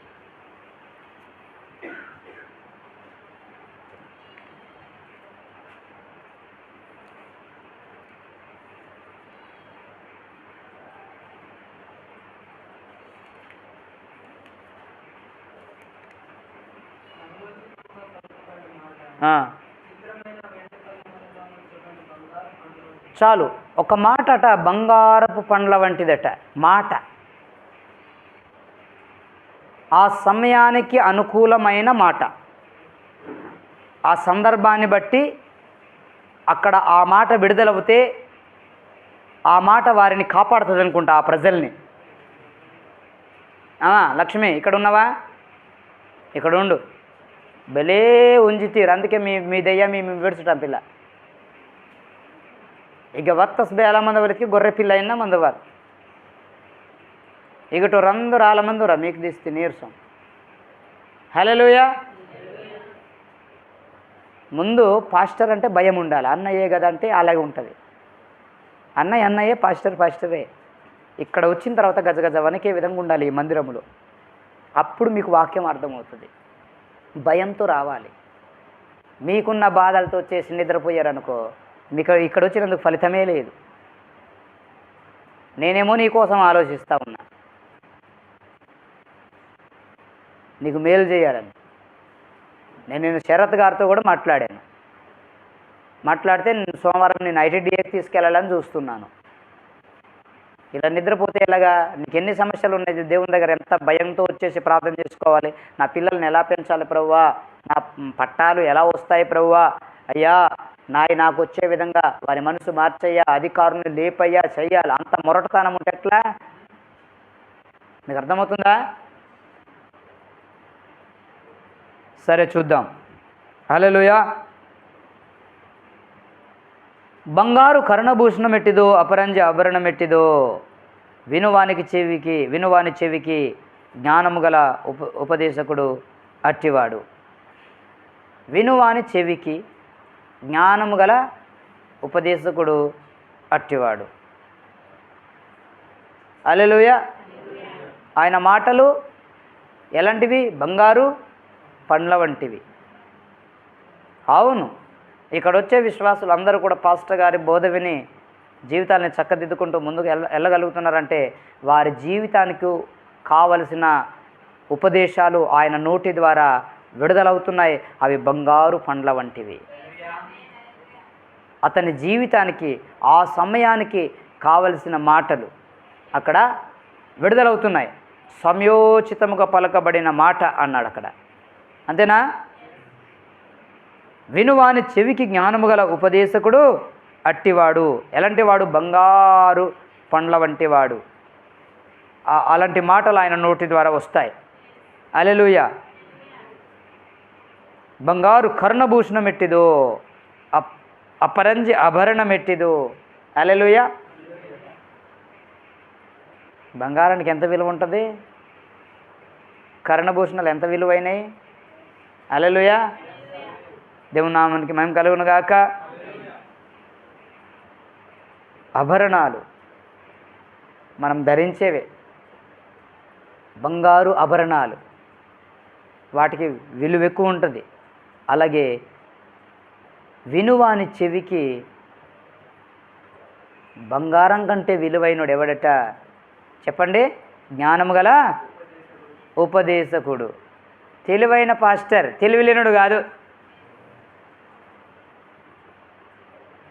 నీకు ఇచ్చిన పాస్టరు నిన్ను కాపాడే విధంగా నీకు జీవితానికి సంబంధించిన మంచి ఉపన్యాసాలు నీకు అందించగలుగుతున్నాడంటే నువ్వు అతన్ని పట్టుకోవాలి, ఆయన మాట వినాలి. పాస్టర్ మాటని నువ్వు ధిక్కరిస్తే నువ్వు దేవుణ్ణి ధిక్కరిస్తావు. ఇక నువ్వు పాస్టర్ని కాదని దేవుడా నాకు ఈ సాయం చేయ ఆ సాయం చేయ అన్నావు అనుకో, దేవుని మాటలే పాస్టర్ ద్వారా మీకు విత్తబడతాయి, పాస్టర్ ద్వారా తెలియచేయబడతాయి. అది క్రమం. దేవునామానికి మహిమ కలుగును గాక. ఒకవేళ పాస్టర్ని కాదని నువ్వు బైబిల్ చదివినా నో, అది అర్థం కాదు. నీకు పిలుపు వస్తే అది వేరు, సేవ చేయమంటే అది వేరు. నాకు పిలుపు వచ్చింది, మా పాస్టరు నా కింద చేయమన్నాడు. అప్పుడు పాస్టర్ గారండి దేవుడు మాట్లాడాడు కాబట్టి ఆయనే నాకు నేర్పుతాడు, నేను ఆయన మీద ఆధారపడతానని చెప్పేసి బయటకు వచ్చిన తర్వాత దేవుడు నేర్పాడు. దేవునామానికి మహిమ కలుగును గాక. కాబట్టి ఇప్పుడు మనము వేరే అధ్యాయంలో వెళ్దాము. హల్లెలూయా. మరి ఇక్కడ దేవుని మాటను మనం కాదంటే, దేవుని సేవకుని మనం త్రోసేస్తే, హల్లెలూయా, మరి ఎంత నష్టము. తిరుగుబాటు, కాదనేదే తిరుగుబాటు. దేవుని మాటను కాదనేదే తిరుగుబాటు. దేవుని మాట వినకపోవడమే తిరుగుబాటు. దేవుని నామానికి మహిమ కలుగును గాక. మనం ఇక్కడ చూసినప్పుడు మనకు ఒక సేవకుడు ఉండాలి, మనం తప్పినప్పుడు సరిచేసే వాళ్ళు ఉండాలి అన్నట్టుగా మనం చూస్తున్నాం. ఒక సంఘాన్ని సరిచేయాలన్నా, ఒక వ్యక్తిని సరిచేయాలన్నా అక్కడ ఏంటి, సమయోచితంగా పలకబడిన మాట కావాలి. హల్లెలూయా. ఒక సహోదరుడు పాపం చేసాడంటే వెంటనే అతన్ని సరిచేస్తే అనేక పాపాలను కప్పేసిన వారం అవుతాం. ఇంకా ఆయన ఏ తప్పు చేయకుండా మనం అతన్ని దేవునిలో నడిపించిన వారము అవుతాం. హల్లెలూయా. అలా ఉండాలని దేవుడు కోరినట్లుగా నేను చూస్తున్నాను. మరి నిజంగా ఇప్పుడు మనము సంఖ్యాకాండములో వెళ్దాము.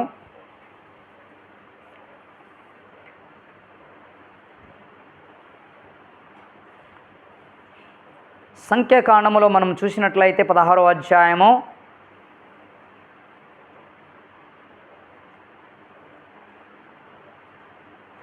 ఇక్కడ 16వ అధ్యాయంలో కొరాహు, అబిరాము, అర్థమవుతుందా? చూడండి, ఇక్కడ లేవీకి ముని మనుమడును, కహాతుకు మనవడును ఇస్హారు. ఓకేనా?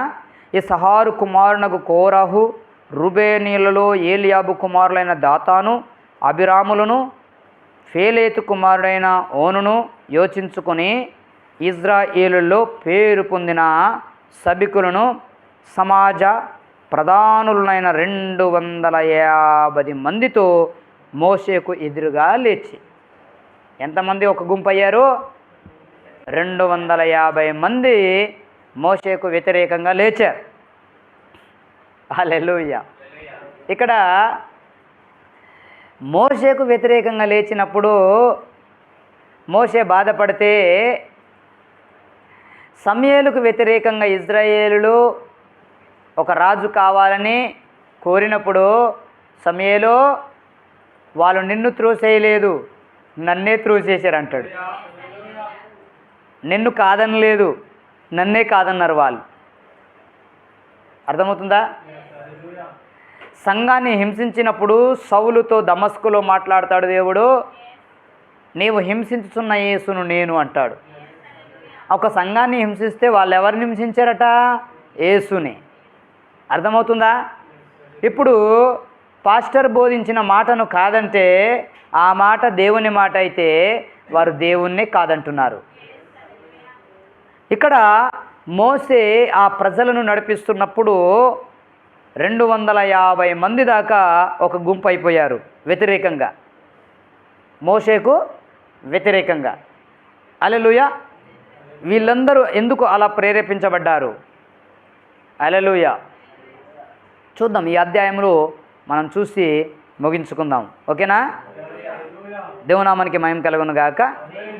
మరి వీరిని ఇంత చక్కగా కాపాడడానికి దేవుని యొక్క ప్రణాళిక ఉన్నది. ఈరోజు సంఘము మరి నిజంగా నేను 11 సంవత్సరాలు దగ్గర నడిపిస్తూ ఉంటే 11 సంవత్సరాల్లో కూడా మార్పు చెందకపోతే వాళ్ళు దేవునికి లొంగట్లేదు అనేది నాకు అర్థమైపోయింది ఈ వాక్యాన్ని బట్టి. మరి వీరి గతి ఏమవుతుంది ఇలా లొంగకపోతే? హల్లెలూయా. చూద్దాం. ఓకే, వీళ్ళు అంతమంది ఒక సమాజంగా తయారైపోయారు. వ్యతిరేకంగా మోషే అహరోనులకు విరోధంగా పోగుపడి, మీతో మాకిక పని లేదు. హల్లెలూయా ఉందా? మీతో మాకిక పని లేదు. హల్లెలూయా. ఈ సర్వ సమాజములోని ప్రతివాడును పరిశుద్ధుడే, యెహోవా వారి మధ్య ఉన్నాడు. యెహోవా సంఘము మీద మిమ్మును మీరేలా హెచ్చించుకొనుచున్నారనగా, మోషే ఆ మాట విని. ఇప్పుడు పాస్టర్ తనని తాను హెచ్చించుకుంటున్నాడా? మోషేని అట్లా అంటున్నారు, మిమ్మల్ని మీరు హెచ్చించుకుంటున్నారు అని మోషే మీద తిరుగుబాటు చేస్తున్నారు. ఇక్కడ చాలామంది పరిశుద్ధున్నారు, నువ్వు ఒక్కడివే పరిశుద్ధుడివి కాదు అంటున్నారు. ఓకేనా? మోషే ఆ మాట విని సాగిలపడెను. అటు తర్వాత అతడు కోరాహుతోనూ వాని సమాజముతోనూ ఇట్లనెను, తనవాడు ఎవడో పరిశుద్ధుడు ఎవడో రేపు యెహోవా తెలియజేసి వారిని తన సన్నిధికి రానిచ్చును. దేవునికి సంబంధించిన వాడు ఎవడో అర్థమవుతుందా? తనవాడు ఎవడో పరిశుద్ధుడు ఎవడో రేపు దేవుడు తేల్చేస్తాడు అని చెప్తా ఉన్నాడు. ఇప్పుడు నేను బైబిల్లో ఉన్నాను, నాకంతా తెలుసు, నేను కూడా మీకు బోధిస్తానన్నారు కదా, తేలుస్తాడు దేవుడు, దానికి టైం ఉంటుంది. ఆశ పుట్టి మేం పాస్టర్లు అవ్వాలని అనుకున్నారు ఇక్కడ, కానీ అక్కడ అందరు పాస్టర్లు అయితే గలిబిలి అవుతుంది. ఉంటే ఒక్కడే ఉండాలి. దేవుని నమ్మని. ఇప్పుడు ఊరిలో పెద్దలు 4 ఉన్నారనుకో, ఏమవుతుంది నాన్న? 4 ముక్కలు అవుతుంది. ఒక పెద్ద ఉన్నాడు అనుకో, ఒక్క యూనిటీగా ఉంటుంది. అర్థమవుతుందా? అది దేవుని ఆలోచన. కానీ ఇక్కడ పెద్దలు లేచారు, పాస్టర్లు లేచారు, మేము కూడా పరిశుద్ధులమే, మేము కూడా బోధించగలం అని లేచారు. ఓకే, యెహోవా తెలియజేసి వారిని తన సన్నిధికి రానిచ్చును. ఆయన తాను ఏర్పరచుకొనిన వారిని తన యొద్దకు చేర్చుకొనును. ఇలాగు చేయుడి, కొరాహును అతని సమస్త సమూహమైన మీరును ధూపార్తులను తీసుకొని వాటిలో అగ్ని ఉంచి రేపు యెహోవా సన్నిధిని వాటి మీద ధూపద్రవ్యం వేయండి. అప్పుడు యెహోవాయే ఏ మనుషుని ఏర్పరచుకొనునో వాడే పరిశుద్ధుడు. లేవి కుమారులారా, మీతో నాకిక పని లేదు. మరియు మోషే కొరాహుతో ఇట్లా నేను, లేవి కుమారులారా, కొరాహుతో ఇట్లా నేను, మోషే. ఓకేనా? లేవి కుమారులారా, వీళ్ళెవరు? లేవికి సంబంధించిన వారు. ఓకేనా? వినుడి, తన మందిర సేవ చేయుటకు యెహోవా మిమ్మును తన యొద్దకు చేర్చుకొనుటయు, మీరు సమాజము ఎదుట నిలిచి వారు చేయవలసిన సేవలు చేయనట్లు ఇశ్రాయేలుల దేవుడు ఇశ్రాయేలు సమాజముల నుండి మిమ్మల్ని వేరుపరచుట మీకు అల్పముగా కనబడునా? ఆయన నిన్నును నీతో లేవీయులైన నీ గోత్రపు వారినందరినీ చేర్చుకొనెను గదా. అయితే మీరు యాజకత్వము కూడా కోరుచున్నారు, అంటే పాస్టర్ స్థానాన్ని కోరుచున్నారు. ఇందు నిమిత్తం నీవును నీ సమస్త జనమును యెహోవాకు విరోధంగా పోగైనారు. అందుకే మీరందరు కలిసి ఒకటయ్యారు అని మోషే అడుగుతున్నాడు. అహరోను ఎవడు? అతనికి విరోధంగా మీరు సనుగా నేలా అనెను. అహరోను ఎవడు? అతనికి వ్యతిరేకంగా మీరు ఎందుకు లేచారు అని అడుగుతున్నాడు. అప్పుడు మోషే ఏలియాబు కుమారులైన దాతాను అభిరాములను పిలువనంపించెను. అయితే వారు, మేము రాము, ఈ అరణ్యములో మమ్మను చంపవలెనని పాలు తినను ప్రవహించు దేశము నుండి మమ్మను తీసుకుని వచ్చుట చాలనట్టు మా మీద ప్రభుత్వం చేయుటకు నీకు అధికారం కావలెనా? ఇప్పుడు అకులు అన్నాడు కదా, నా కోసమే చెప్తాడు, నా కోసమే చెప్తాడు, ఆయన చెప్తే నేను వినేది ఏంటి? ఇక్కడ కూడా అంటున్నారు మేము రావాలని. వెనక మరి సముద్రం దాటేదాకా నడిపించాడుగా, ఐగుప్తు నుంచి బయటకు వచ్చేదాకా నడిపించాడుగా. మరి ఇప్పుడు ఏమైంది? తెలివి ఎక్కువైపోయింది. హల్లెలూయా. అంతేకాదు, నీవు పాలు తినడు ప్రపంచ దేశంలోనికి మమ్మను తీసుకొని రాలేదు, పలానా దేశంలో తీసుకెళ్తానన్నావు, ఇంకక్కడ తీసుకెళ్ళలేదు, నీ మాట వినేదేంటి అని అడుగుతున్నారు. ఆ మాటే దేవుణ్ణి అడగండి. హల్లెలూయా. పొలములు ద్రాక్ష తోటలు గల స్వాస్థ్యం మాకు ఇయ్యలేదు. పాపం ఐగుప్తు నుంచి నడిపించింది ఒక వంత అయితే, ఇప్పుడు మాకు భూమి ఇవ్వు, తోటలు ఇవ్వు అంటున్నారు. ఎక్కడి నుంచి ఇస్తాడు ఆయన? ఎక్కడి నుంచి ఇస్తాడు? పాస్టర్ దగ్గర మీరు అందరు కలిసి దేవుడు ఇస్తాడన్నాడు కదా, మరి నువ్వు ఇవ్వు అంటే నేను ఎక్కడి నుంచి ఇస్తాను మీకు? అర్థమవుతుందా? ఇప్పుడు అలాంటి తిరుగుబాటు జరిగింది అక్కడ. హల్లెలూయా. ఈ మనుషుల కన్నులను ఊడదీయుదువా, మేము రాము అనిరి. అందుకు మోషే మిక్కిలి కోపించి, నీవు వారి నైవేద్యమును లక్ష్య పెట్టకము. అప్పుడు మోషే కోపం వచ్చి ఏం చేశాడంటే, వారి ప్రార్థనని వినొద్దు, వాళ్ళు ఏం అర్పించినా నువ్వు తీసుకోవద్దని దేవునితో చెప్తున్నాడు. హల్లెలూయా. ఒక్క గాడిదనైనను వారి యొద్ద నేను తీసుకొనలేదు, వారిలో ఎవనికి నేను హాని చేయలేదని యెహోవా యొద్ద మనవి చేశాను. వాళ్ళ దగ్గర నేను గాడిదలు తీసుకోలేదు, డబ్బులు తీసుకోలేదు, ఏం తీసుకోలేదు, కానీ వారు నా మీద తిరుగుబాటు చేశారు. కాబట్టి ప్రభువా, నువ్వు వాళ్ళు ఏదైనా బలులు అర్పిస్తే, వారు ఏదైనా ప్రార్థన చేస్తే వాటిని నువ్వు తీసుకోవద్దు అంటున్నాడు, దేవునితో చెప్తున్నాడు. ఇప్పుడు తిరుగుబాటు చేసినోడు ప్రార్థన వింటాడా? పోనీ వినడు. ఇక్కడ తిరుగుబాటు చేశారు మోషేతో. అర్థమవుతుందా? అన్ని కష్టాల నుంచి ఆ దేశం నుంచి నడిపించిందే ఆయన. ఇప్పుడు దీనికి సాదృశ్యంగా అంటే ఒక పాస్టర్ ఒక విశ్వాసిని ఏ స్టేజ్ నుంచి ఏ స్టేజ్కి నడిపించాడు. తర్వాత ఏం జరుగుతుంది? తిరుగుబాటు జరుగుతుంది. ఏం జరుగుతుంది నాన్న? తిరుగుబాటు జరుగుతుంది. దేవునామానికి మహిమ కలుగునుగాక. మరియు మోషే కొరాహుతో, నీవును నీ సర్వసమూహమును అనగా నీవును వారును అహరోనును రేపు యెహోవా సన్నిధిని నిలువవలెను. మీలో ప్రతివాడు తన ధూపార్తిని తీసుకొని వాటి మీద ధూపద్రవ్యం వేసి ఒక్కొక్కడు తన ధూపార్తిని పట్టుకొని 250 ధూపార్తులను. ఎంతమంది వాళ్ళు? 250 మంది కదా, ఒక గుంపు అయ్యారు కదా. మేము మీతో కలవం, మీతో రాం. అర్థమవుతుందా? నేను మీ చర్చికి రాను, నా ఇష్టం. ఓకేనా? సరే, ధూపార్తులను 250 మంది పట్టుకోండి అన్నాడు. యెహోవా సన్నిధికి తేవలను, నీవును అహరోనును ఒక్కొక్కడు తన ధూపార్తిని తేవలనని చెప్పాను. కాబట్టి వారిలో ప్రతివాడు తన ధూపార్తిని తీసుకుని వాటిలో అగ్ని ఉంచి వాటి మీద ధూపద్రవ్యం వేసినప్పుడు వారును మోషే అహరోనులను ప్రత్యక్షపు గుడారం యొక్క ద్వారం వద్ద నిలిచిరి. వాళ్ళు వచ్చారు 250 మంది, మోషే అహరోనులు కూడా వచ్చారు. ఎవరిది నిజమైనది తేలిపోవాలి ఇప్పుడు అక్కడ. అర్థమవుతుందా? ఎవరితో దేవుడు ఉన్నాడు తేలిపోవాలి. దేవునామానికి మహిమ. కొరాహు ప్రత్యక్షపు గుడారం యొక్క ద్వారమునొద్దకు సర్వ సమాజమును వారికి విరోధంగా పోగు చేయగా మోషే అహరోనులకు వ్యతిరేకంగా లేపేశాడు. ఎవడు? కొరాహు. ఆ 250 మందిని. యెహోవా మహిమ సర్వ సమాజమునకు కనబడెను. హల్లెలూయా. యెహోవా మహిమ సర్వ సమాజమునకు కనబడెను. అప్పుడు యెహోవా, మీరు ఈ సమాజముల నుండి అవతలికి వెళ్ళండి. ఇప్పుడు వాళ్ళందరూ కలిశారు అక్కడ. కలిస్తే అర్జెంటుగా వీళ్ళని విడిచిపెట్టి మీరు అవతలికి వెళ్ళిపోండి అని దేవుడు మళ్ళీ వీళ్ళతో మాట్లాడాడు. వాళ్ళు వచ్చారే కానీ మీరు కలవద్దు. అర్థమవుతుందా? క్షణములో నేను వారిని కాల్చివేయుదునని మోషే అహరోనుతో చెప్పగా, నేను ఇప్పుడు అర్జెంటుగా వాళ్ళని కాల్చేస్తాను, మీరు వేరవ్వండి. హల్లెలూయా. ఓకే. అహరోనుతో చెప్పగా వారు సాగిలపడి, సమస్త శరీరాత్మలకు దేవుడవైన దేవా, ఈ ఒక్కడు పాపము చేసినందున ఈ సమస్త జనం మీద నీవు కోప్పడుదువా? కొరాహు చేసిన తప్పుకి ఇంతమందిని చంపేస్తావా అని మోషే అహరోనులు అడుగుతున్నారు. అర్థమవుతుందా?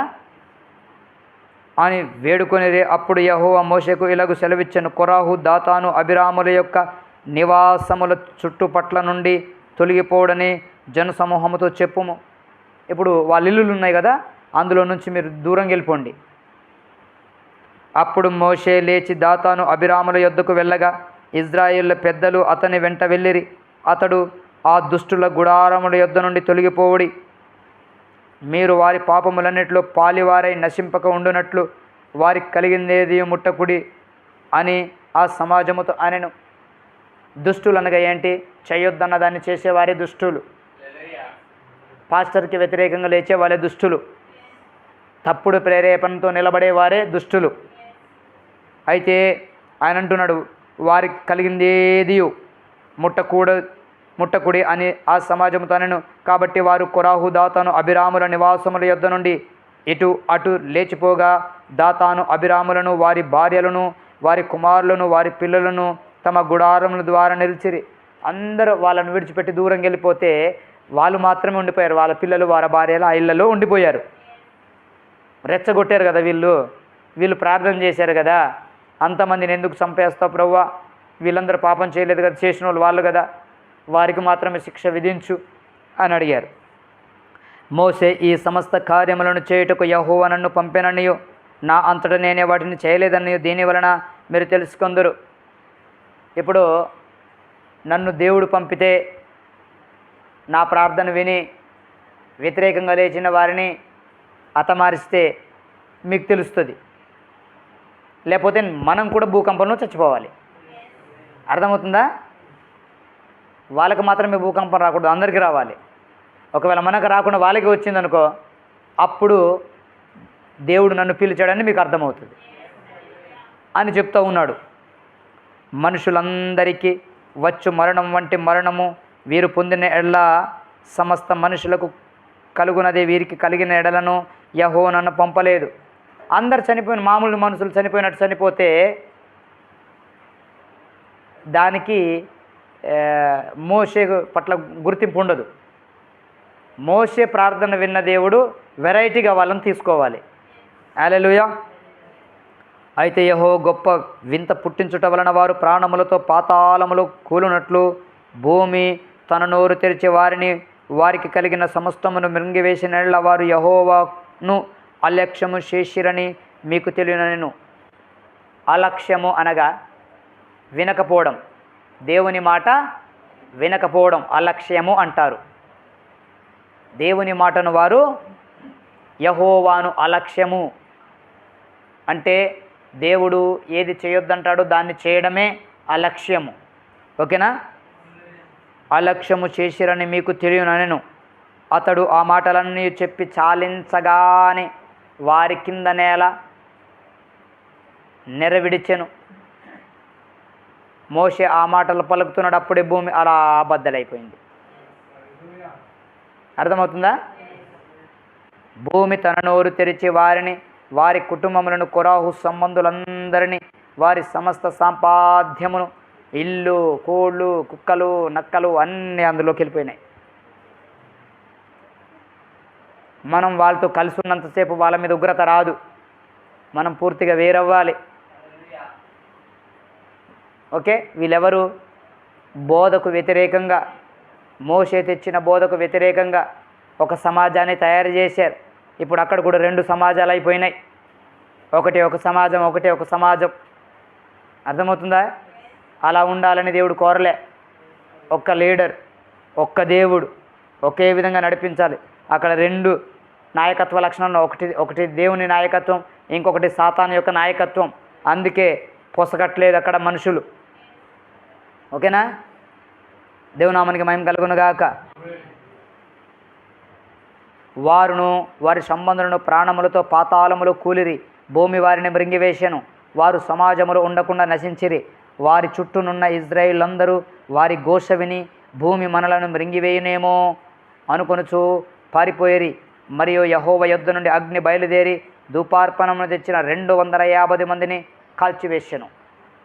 వాళ్ళనేమో మింగేసింది, వీళ్ళనేమో కాల్చేసింది అగ్ని. అర్థమవుతుందా? వాళ్ళ మాట విన్నందుకు, దుష్టుల మాట విన్నందుకు. ఒక సంఘములో చెరిపేవాడు ఒకడు ఉంటాడు, పాస్టర్ ఉంటాడు. చెరిపేవాడికి మాట విని కొంతమంది ఆయన పక్షాన వెళ్ళారనుకో, వీళ్ళు కలేగా వాళ్ళు నశించిపోతారు, వీళ్ళు కూడా నశించిపోతారు. అందుకే చెరిపే వాళ్ళ మాట మీరు వింటున్నారా, సేవకుడు చెప్పేది వింటున్నారా ఒకసారి ఆలోచించండి. ఇది ఒక సంఘానికి మాదిరి. దేవునామానికి మహిమ కలుగునుగాక. సరే,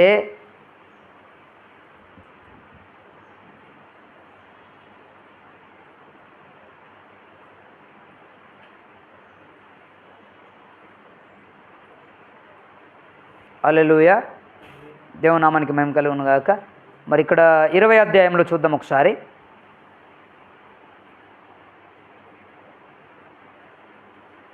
3వ మాట నుంచి చూద్దాం.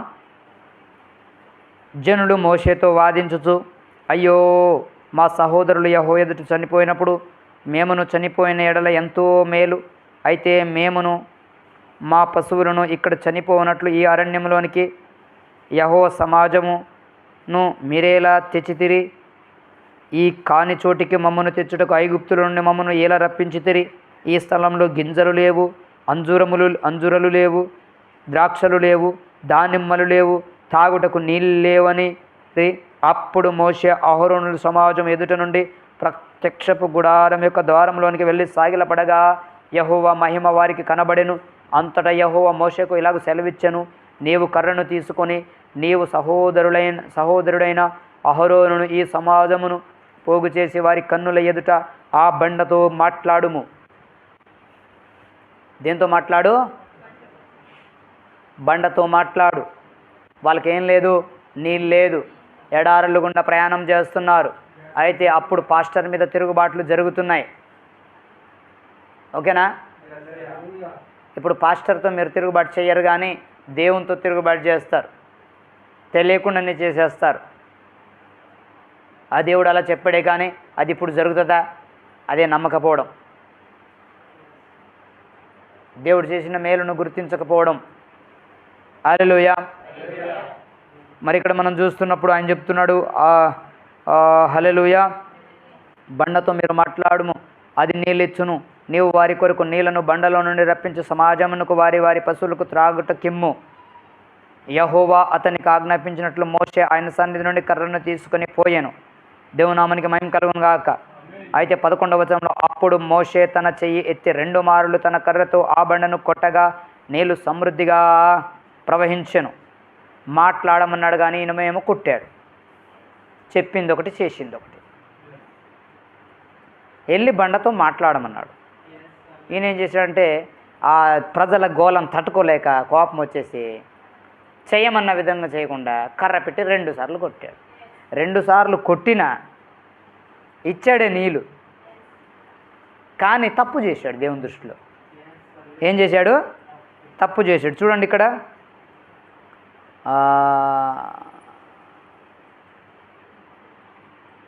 12 నుంచి చదివితే మనము, హల్లెలూయా. అప్పుడు యెహోవా మోషే అహరోనులతో, మీరు ఇశ్రాయేలు కన్నులెదుట నా పరిశుద్ధతను సన్మానించినట్లు నన్ను నమ్ముకొనక పోతిరి. ఎవరు? మోషే అహరోనులు నమ్మలే. నమ్మకపోవడం వల్ల మీకు కోపం వచ్చేసి నేను చెప్పిన విధానం వేరు, మీరు చేసిన విధానం వేరు, కొట్టారు. గనుక ఈ సమాజమును నేను వారికిచ్చిన దేశంలోనికి మీరు తోడుకొని పోరని చెప్పాను. నా మాట నువ్వు దాటావు కాబట్టి నువ్వు వాళ్ళని అక్కడికి నడిపించలేరు. మోషే అహరోను మీరిద్దరూ నడిపించలేరు. నడిపించింది ఎవరు? యెహోషువ నడిపించాడు. ఎవరు నడిపించారు? యెహోషువ. పాస్టర్లకు కూడా ఒక్కొక్కసారి తికమక చేసే విధంగా ఈ విశ్వాసులు చికాకు చేసి పాస్టర్ని భక్తిలో నుంచి పడేస్తారు. అర్థమవుతుందా? ఈ నెంబర్ 1 భక్తులు వాళ్ళిద్దరు, మోషే అహరోనులు. కానీ వీళ్ళు విసికించడం ద్వారా వీళ్ళకి కోపం వచ్చింది. ఆ కోపంతో వెళ్ళి బండతో మాట్లాడమంటే వెళ్ళి వీళ్ళు మాట్లాడాలి కదా. ఏం చేశారంటే కర్ర తీసుకొని ఆ బండను కొట్టారు. నేను చెప్పిన విధానం మీరు చేయలేదు కదా కాబట్టి అని. హల్లెలూయా. సరే, ఇక్కడ ఏం జరిగిందో చూద్దాం. ఓకే, తీసుకొని వారిని పోలేరు అని చెప్పాడు. అవి మేరీబా జలమనబడెను. ఏలయనగా ఇజ్రాయేలు యెహోవాతో వాదించినప్పుడు ఆయన వారి మధ్యను తన్ను పరిశుద్ధపరచు కోనెను. ఎవరితో వాదించారట వాళ్ళు? మోషేతోనా, యెహోవాతో? అక్కడ యెహోవాతో. ఎవరితో వాదించారు? నిజానికైతే వాళ్ళు దేవునితో గొడవ పెట్టలే, మోషేతో పెట్టారు. కానీ అక్కడ రాయబడింది ఎవరితో? ఇప్పుడు పాస్టర్ మాట వినకపోతే వీళ్ళు ఎవరి మాట వినరు? దేవుని మాటే. పాస్టర్తో గొడవ పడితే వాళ్ళు పడ్డది ఎవరితో? దేవునితో. మీకు అర్థమవుతుందా? దేవునామానికి మహిమ కలుగును గాక. మోషే కాదేశు నుండి ఏదోము రాజునొద్ద దూతలను పంపి నీ సహోదరుడు ఇజ్రాయేలు అడుగున్నది ఏమనగా, మాకు వచ్చిన కష్టం యావత్తును నీకు తెలిసినది. మా పితరులు ఐగుప్తునకు వెళ్ళిరి, మేము చాలా దినములు ఐగుప్తులో నివసించితిమి. ఐగుప్తీయులు మమ్మను మా పితరులను శ్రమ పెట్టిరి. మేము యెహోవాకు మొరపెట్టగా ఆయన మా మొర విని దూతను పంపి ఐగుప్తులో నుండి మమ్మను రప్పించెను. ఇదిగో మేము నీ పొలిమేరల చివర కాదేశు పట్టణంలో ఉన్నాము. మమ్మను నీ దేశమును దాటిపోనిమ్ము. వీళ్ళ దేశం అడ్డొచ్చింది. కొంచెం మేము ఇలాగ వెళ్తామంటే ఆయన ఏమో దారి ఇవ్వలే. ఏమివ్వలే? దారి ఇవ్వలే. దేవుని నామానికి మహిమ కలుగును గాక. కాబట్టి మరి నిజంగా చాలా కష్టాలు వీళ్ళు ఎదుర్కొన్నారు. ఇక్కడ మనం చూస్తే 24వ వచనంలో మనం చూస్తే అహరోను తన పితరులతో చేర్చబడును. హల్లెలూయా. మేరీబ నీళ్ళ యొద్ద ఏలైనగా మేరీబ నీళ్ళ యొద్ద మీరు నా మాట వినక నా మీద తిరుగుబాటు చేసిరి గనుక ఇశ్రాయేలులకు ఇచ్చిన దేశమందు అతడు ప్రవేశింపడు. ఏమైంది? పాస్టర్ ఏం చేశాడు? అహరోను తిరుగుబాటు చేశాడు. ఆయన ఎవరు? యాజకుడు. అర్థమవుతుందా? మోషే ప్రవక్త. ఏం జరిగింది? తిరుగుబాటు జరిగింది. ప్రజలు తిరుగుబాటు కాదు, పాస్టర్లు కూడా తిరుగుబాటు చేసేసారు. ఇక్కడ చేయమన్నది చేయకుండా వేరే చేశారు. అందుకే ఆ ప్లేస్కి వెళ్ళాలి. పాలస్తీనా ప్రపంచ దేశానికి వీళ్ళు వెళ్ళాలి. మీరు తప్పు చేశారు కాబట్టి మీరు వెళ్ళరు. ఇంకా మీ ద్వారా నేను చేయించాను ఆ పని. అర్థమవుతుందా? అసలు పాస్టర్లు తప్పు చేయడానికి కారణం ఎవరు? ఇప్పుడు ప్రజలే. నాకు రాదు కోపం, మీరు రప్పిస్తారు, నన్ను తప్పు చేపిస్తారు లాస్ట్కి మీరు అందరు కలిసి. అంతేనా? నాకు నిజంగా అయితే కోపం రాదు. నాకు కోపం రావడానికి కారణం కూడా మీరు అవుతారు. అలా మీరు నాశనానికి వెళ్తూ నన్ను నాశనానికి లాక్కెళ్తారు. చాలా జాగ్రత్తగా ఉండాలి. ఇక్కడ మోషేకి దిక్కు లేదు, అహరోనుకి దిక్కు లేదు. పాపం అన్ని మిరకల్స్ చేసుకుంటూ వచ్చారు. బాగా విసిగించారు. మమ్మల్ని చంపడానికి తీసుకొచ్చారా? ఇక్కడ నీళ్ళు లేదు, ఏం లేదు, ఏం పాస్టరు ఏంటో, ఆయన మాత్రమే బాగుపడుతున్నాడు, మమ్మల్ని బాగుపడనివ్వట్లేదు, ఎప్పుడు ఆయన ఇంట్లో పని చేపిస్తాడు. అంతేనా? ఇలా అనేస్తారు. చాలామంది అనేస్తారు, నాకు తెలుసు. ఆయన ఇంట్లో ఎప్పుడు పని చేపిస్తాడు అనే ముందు ఎవరైనా ప్రవక్తలకి పరిచర్య చేశారా చూడాలా బైబిల్లో. మీరు చెప్పిన దానికి నేను ఉగ్రునై ఇక్కడ నిలబడతా ఒక్కొక్కసారి కోపం వచ్చి. నేను వాక్య ప్రకారంగా మిమ్మల్ని చేపించుకుంటూ వెళ్తా, కానీ మీరు దానికి మీకు తెలియదు, మీరు మాట్లాడతారా? అది తట్టుకోలేక నేను ఇక్కడ నిలబడతా. అక్కడ ఏమవుతుంది? నేను దాటాల్సి వస్తుందేమో, మీరు దాటాల్సి వస్తుందేమో, చివరికి ఎవరైనా వెళ్ళాం లాస్ట్కి. అర్థమవుతుందా? మరి అలా వెళ్దామా? వాక్య ప్రకారంగా వెళ్దామా? వాక్య ప్రకారంగా వెళ్దాం. విశ్వాసిలాగే ఉండాలి, పాస్టర్ లాగే ఉండాలి. అంతేగాని బాత పాస్టర్ ఏరిల్వ తీసి తత్తే అంగి ఇలా బాత ఇలా ఇలే తలుపుతారండి. అక్కడ ఐగుప్త డీజే మొత్తం అన్ని మొత్తం ఏడారికి నెంబడ తీసుకోసని ఏరిల్లి మా బక్కడుళ్ళంతా గడ్డిల్లి రకరక ప్రశ్న వాటు అని అగే ఊరు కోపం వత్తిరు కాస్త దేంకినోరని లప్పు అయిందంట. అయిపోయి ఎలకెచ్చమంత హల్లెలూయా. తిట్టదంతా అడ్డం వస్తే తిప్పరుస్తుంది రేంజ్ చెప్పి ఎలా మైసుమంత హల్లెలూయా. ఇప్పుడు చేరదని నేను తిట్టినట్టు, అది తిట్టడం కాదు, వాక్యం. హల్లెలూయా. అట్లా విసిగించకూడదు. ఎలా అంటే మీరందరూ బైబిల్ చదివితే ఇంత సమస్య ఉండదు. చదవకపోవడం వలన తప్పిదాలు అనేవి జరుగుతాయి. తప్పిదం జరిగితే సరి చేయడానికి పాస్టర్ ఉంటాడు. అలాగే తప్పిదం జరిగితే సరి చేయడానికి పైవారుగా ఆ విషయాలు తెలిసిన వాళ్ళు ఉంటారు. వారు చెప్తే మనం వినాలి. ఓకేనా? దేవునామానికి మహిమ కలుగును గాక. మరి తిరుగుబాటు అంటే ఏంటి చెప్పండి. ఇప్పుడు తిరుగుబాటు అంటే చెప్పాలి. వినకపోవడమే తిరుగుబాటు. అంతేనా? మోసే మాట వారు వినలే, వాళ్ళొక గుంపు తయారైపోయారు. దాన్ని ఏమంటాడంటే తిరుగుబాటు చేశారు. చూడండి ఇక్కడ ఏమని రాయబడ్డది 24వ మాటలో, 20వ అధ్యాయం 24వ మాటలో, ఏలైనగా మేరీబ నీళ్ళ యొద్ద మీరు నా మాట వినక. వినకపోవడమే తిరుగుబాటు కదా, అంతేనా?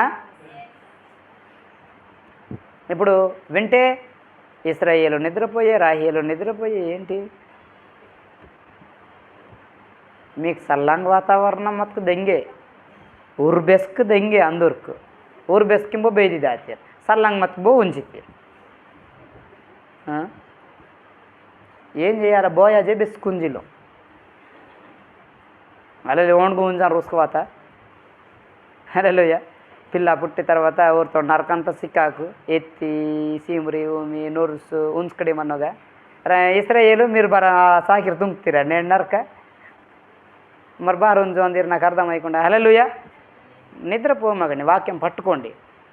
ఇక్కడ తిరుగుబాటు అంటే ఏంటి కాదు, గొడవ చేస్తే తిరుగుబాటు కాదు, వాక్యాన్ని దాటితే తిరుగుబాటు.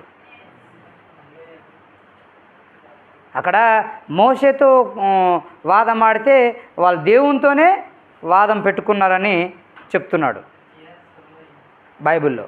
హల్లెలూయా. చూడండి, ఇశ్రాయేలుకి ఇచ్చిన దేశమందు అతడు ప్రవేశింపడు. నీవు అహరోను అతని కుమారుడైన ఏలియాజరును తోడుకొని హోరు కొండ ఎక్కి అహరోను వస్త్రములు తీసి అతని కుమారుడైన ఏలియాజరునకు తొడిగించము. అంటే అభిషేకం. అహరోను మీద ఉన్న అభిషేకం ఇప్పుడు తన కొడుకు అయిన ఏలియాజరు దగ్గరికి రావాలి. ఇంకా ఆయన చనిపోతాడు. అర్థమవుతుందా అని దేవుడు చెప్తా ఉన్నాడు. దేవుని నామానికి మహిమ కలుగును గాక. కాబట్టి ఈ తిరుగుబాట్లు అనేవి మనం చేయకూడదు. మరి నిజంగా తిరుగుబాట్లు చేస్తే చాలా భయంకరంగా మనము శ్రమల పాలు అవ్వాల్సి ఉంటుంది. దేవుని నామానికి మహిమ కలుగును గాక. మరి 21వ అధ్యాయంలో మనం 5వ మాట నుంచి మనం చూద్దాం ఒకసారి. కాగా ప్రజలు దేవునికి మోషేకును విరోధంగా మాట్లాడి 21వ అధ్యాయంలో 5వ మాటలో మనం చూస్తే, కాగా ప్రజలు దేవునికి మోషేకును విరోధంగా మాట్లాడి ఈ అరణ్యంలో చచ్చుటకు ఐగుప్తులో నుండి మీరు మమ్మల్ని ఎందుకు రప్పించితిరి? ప్రశ్నల మీద ప్రశ్నలు. మమ్మల్ని ఎందుకు ఇక్కడి వరకు తీసుకొచ్చారు మీరు ఐగుప్తు నుంచి ఈ అడవిలో అంటూ ఉన్నారు. ఓకేనా? ఇక్కడ ఆహారము లేదు, నీళ్లు లేవు. ముందు తాగారు బండ నుంచి, మళ్ళీ ఇక్కడ అదే ప్రశ్న. లేకపోతే లేవే అంటున్నారు, కానీ దేవుడు ఇస్తాడనే నమ్మకం లేదు. చెవి సారములు లేని ఈ అన్నము మాకు అసహ్యమైనదనిరి. చప్పగుండే ఆహారం, బలము లేని ఆహారం, ఇది మాకొద్దు, ఇది మాకు ఎంత అసహ్యంగా ఉంది అంటున్నారు. ఓకేనా? అందుకు యెహోవా ప్రజలలోనికి తాపకరములైన సర్పములను పంపెను. పాములు ఇళ్ళలోనే వచ్చేస్తాయి డైరెక్ట్గా. దేవుడు వాటిని అప్పటికప్పుడు పుట్టించగలడు. ఓకేనా? పాములు రాకుండా, తేళ్ళు రాకుండా, సరే పాములు అంటే ఓకే, చంపేస్తావు. దయ్యం వస్తే దాని ఎలా చేస్తావు? అది రాకుండా ఉండాలంటే ప్రార్థన, అంతేనా? కంచె ఎవరు తీసేశారు? దేవుడు, అంతేనా? మరి కాపుదలను తీసేసేది ఎవరు? దేవుడే. సరే చూద్దాం. అందుకు యెహోవా ప్రజల్లోనికి తాపకరములైన సర్పములను పంపెను. అవి ప్రజలను కరవగా ఇశ్రాయేలీయులు అనేకులు చనిపోయారు. హల్లెలూయా. మరి నీకు ఏ ప్రమాదం రావాలన్నా నువ్వు చేసిన తిరుగుబాటుని బట్టి వస్తుంది, అంతేనా? ఎవరి మీద తిరుగుబాటు చేస్తే వస్తాయి ప్రమాదాలు? ఇప్పుడు చెప్పండి. సేవకుల మీద, దేవుని మీద కాదు, డైరెక్ట్. ఓకేనా? మోషేనా అన్ని కష్టాలు ఎదుర్కొన్నది మోషేనే కదా. మోషే బాధపడి ఏం చేసేవాడు? దేవునికి ప్రార్థన చేసేవాడు, అంతేనా? మరి ఇప్పుడు సేవకునికి ఎప్పుడు బాధలు వస్తాయంటే మీరు వినకపోతే బాధలు వస్తాయి. అంటే వినకపోవడమే తిరుగుబాటు. మీరు ఎవరితో తిరుగుబాటు చేస్తున్నారు ఇప్పుడు? దేవునితో, పాస్టర్తో కాదు. పాస్టర్తో చేసినట్టుగానే ఇక్కడ కనిపిస్తుంది, ఎందుకంటే పాస్టరే కదా బాధపడేది ఫస్ట్. మీరు వినకపోవడం వలన మరి అది ఎవరితో తిరుగుబాటు అవుతుందట? దేవునితో తిరుగుబాటు, దేవునితో వాదం పెట్టుకోవడం, దేవునితో గొడవ పడడం అని నేను ఇక్కడ చూడగలుగుతున్నాను. మరి ఇందులో కొన్ని మాటలు నేను చెప్తాను. హల్లెలూయా. సొలొమోను కంటే గొప్పవాడు ఇక్కడ ఉన్నాడు. మనం దేవుని గురించి మాట్లాడితే మనం దేవుని కలిగి ఉండాలి. హల్లెలూయా.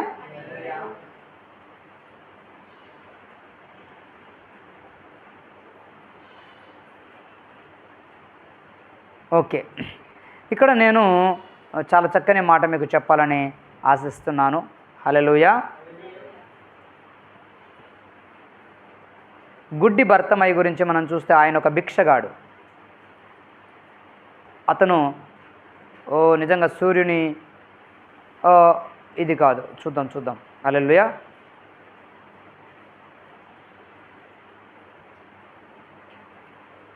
హల్లెలూయా. సరే, ఇప్పుడు మనం బైబిల్లో చూస్తున్నప్పుడు దేవునామానికి మహిమ కలుగును గాక. ఈ షాబా దేశపు రాణి గురించి మనం మాట్లాడదాము. హల్లెలూయా. షాబా దేశపు రాణి వీరి నోట వారి నోట వర్తమానాన్ని విన్నది, సమాచారమును విన్నది. సొలొమోనును చూడాలి, ఆ దేశాన్ని చూడాలి, ఆ పరిపాలన విధానాన్ని చూడాలి, ప్రజలను చూడాలి, ఆమెకు కోరిక పుట్టింది. మరి నిజంగా ఆ కోరిక నీకు ఎప్పుడు పుడుతుంది? దేవుని చూడాలనే కోరిక అంటే మనం పరిశుద్ధాత్మను పొందుకుంటే దేవుని చూడగలుగుతాము. ఎందుకంటే బైబిల్లో హృదయ శుద్ధి గల వారు ధన్యులు, వారు దేవుని చూస్తారని రాయబడింది. అటువంటి ప్రదేశానికి మీరు వెళ్ళినప్పుడు మీరు దేని గురించి మాట్లాడుతున్నారో ఎరుగునటం మంచిది. కారణం దానితో వారు మిమ్మల్ని సవాలు చేసెదరు. ఏ సమయమందైనా సరే మరియు దేవుడు మిమ్మల్ని పంపి ఉన్నాడనే దృఢ నిశ్చయత కలిగి ఉండటం మీకు మంచిది. దేవుడు మిమ్మల్ని పంపితే, దేవుడు మిమ్మల్ని నిలబెడితే, దేవుని గురించి మీకు విషయాలు తెలిస్తే మీరు మాట్లాడితే పర్వాలేదు. దేవుని గురించి మీకు తెలియకుండా మాట్లాడగలిగితే మీరు ఓడిపోతారు. అక్కడ మీరు సంఘమును నడపలేరు. మీరు దేని గురించి మాట్లాడుతున్నారో నిజంగా దాన్ని మీరు కలిగి ఉండవలసిన వారే ఉన్నారు. హల్లెలూయా. మనము దేవుని గురించి మాట్లాడగలిగితే, దేవుని విషయాలు చెప్పగలిగితే మనం దేవుని కలిగిన వారమై ఉండాలి. దేవుని కలిగి ఉండకుండా మనం దేవుని గురించి చెప్పలేం. ఓకేనా? ఒక పని గురించి నువ్వు మాట్లాడాలంటే ఆ పని గురించి నీకు తెలిసి ఉండాలి. అంతేనా? దేవుని నామానికి మహిమ కలుగును గాక.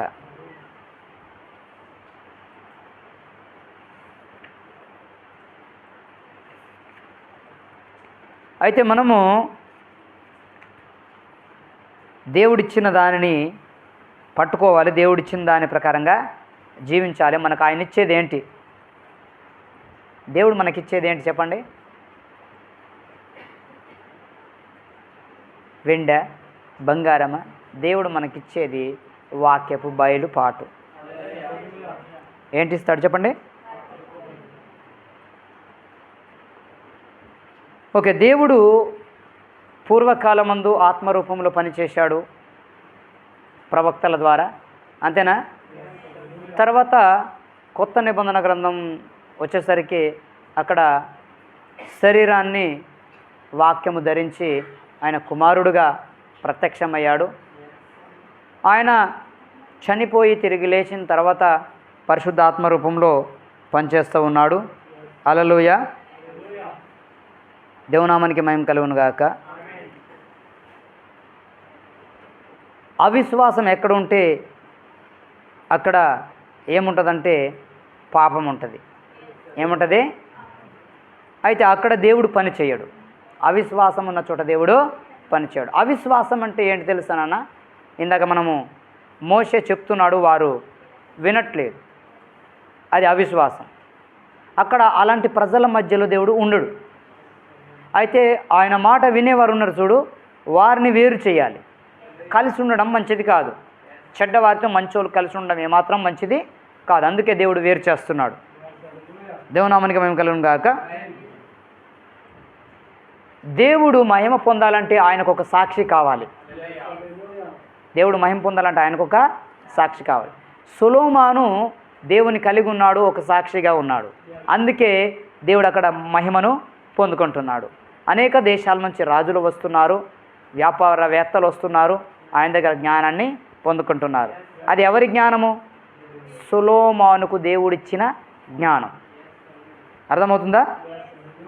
ఇప్పుడు నువ్వు దేవుని గురించి చెప్పాలంటే నువ్వు ఎవరిని కలిగి ఉండాలి? దేవునిని కలిగి ఉండాలి.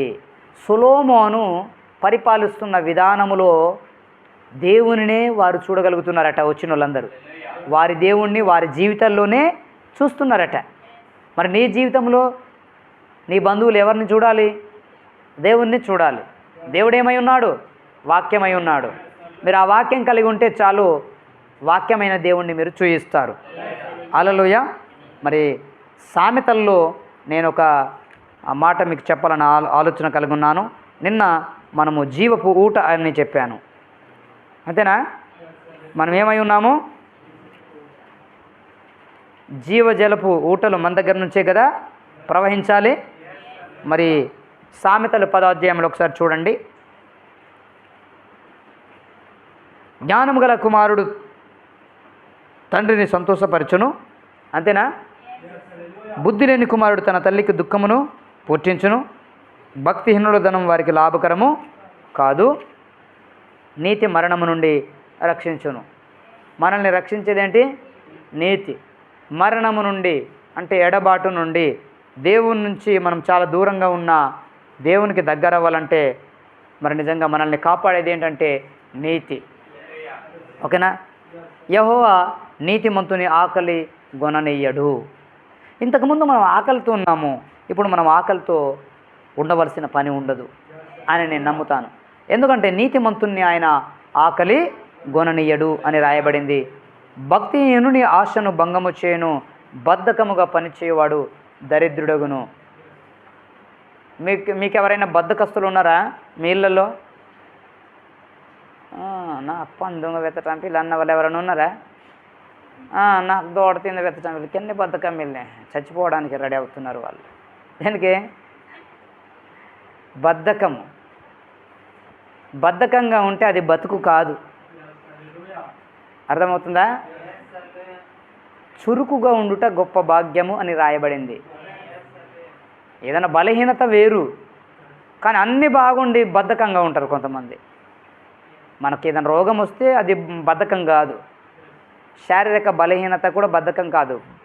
అన్నీ బిర్రగానే ఉంటాయి కానీ పనికి మొండి. చాలామంది చూడు బాగుంటారు కానీ పలానా పని చేద్దామంటే నేను రాను అంటారు వాళ్ళు బద్ధకస్తులు. నేను రాను, నేను చెయ్యను. వాళ్ళెవరు చెప్పండి? వాళ్ళెవరు?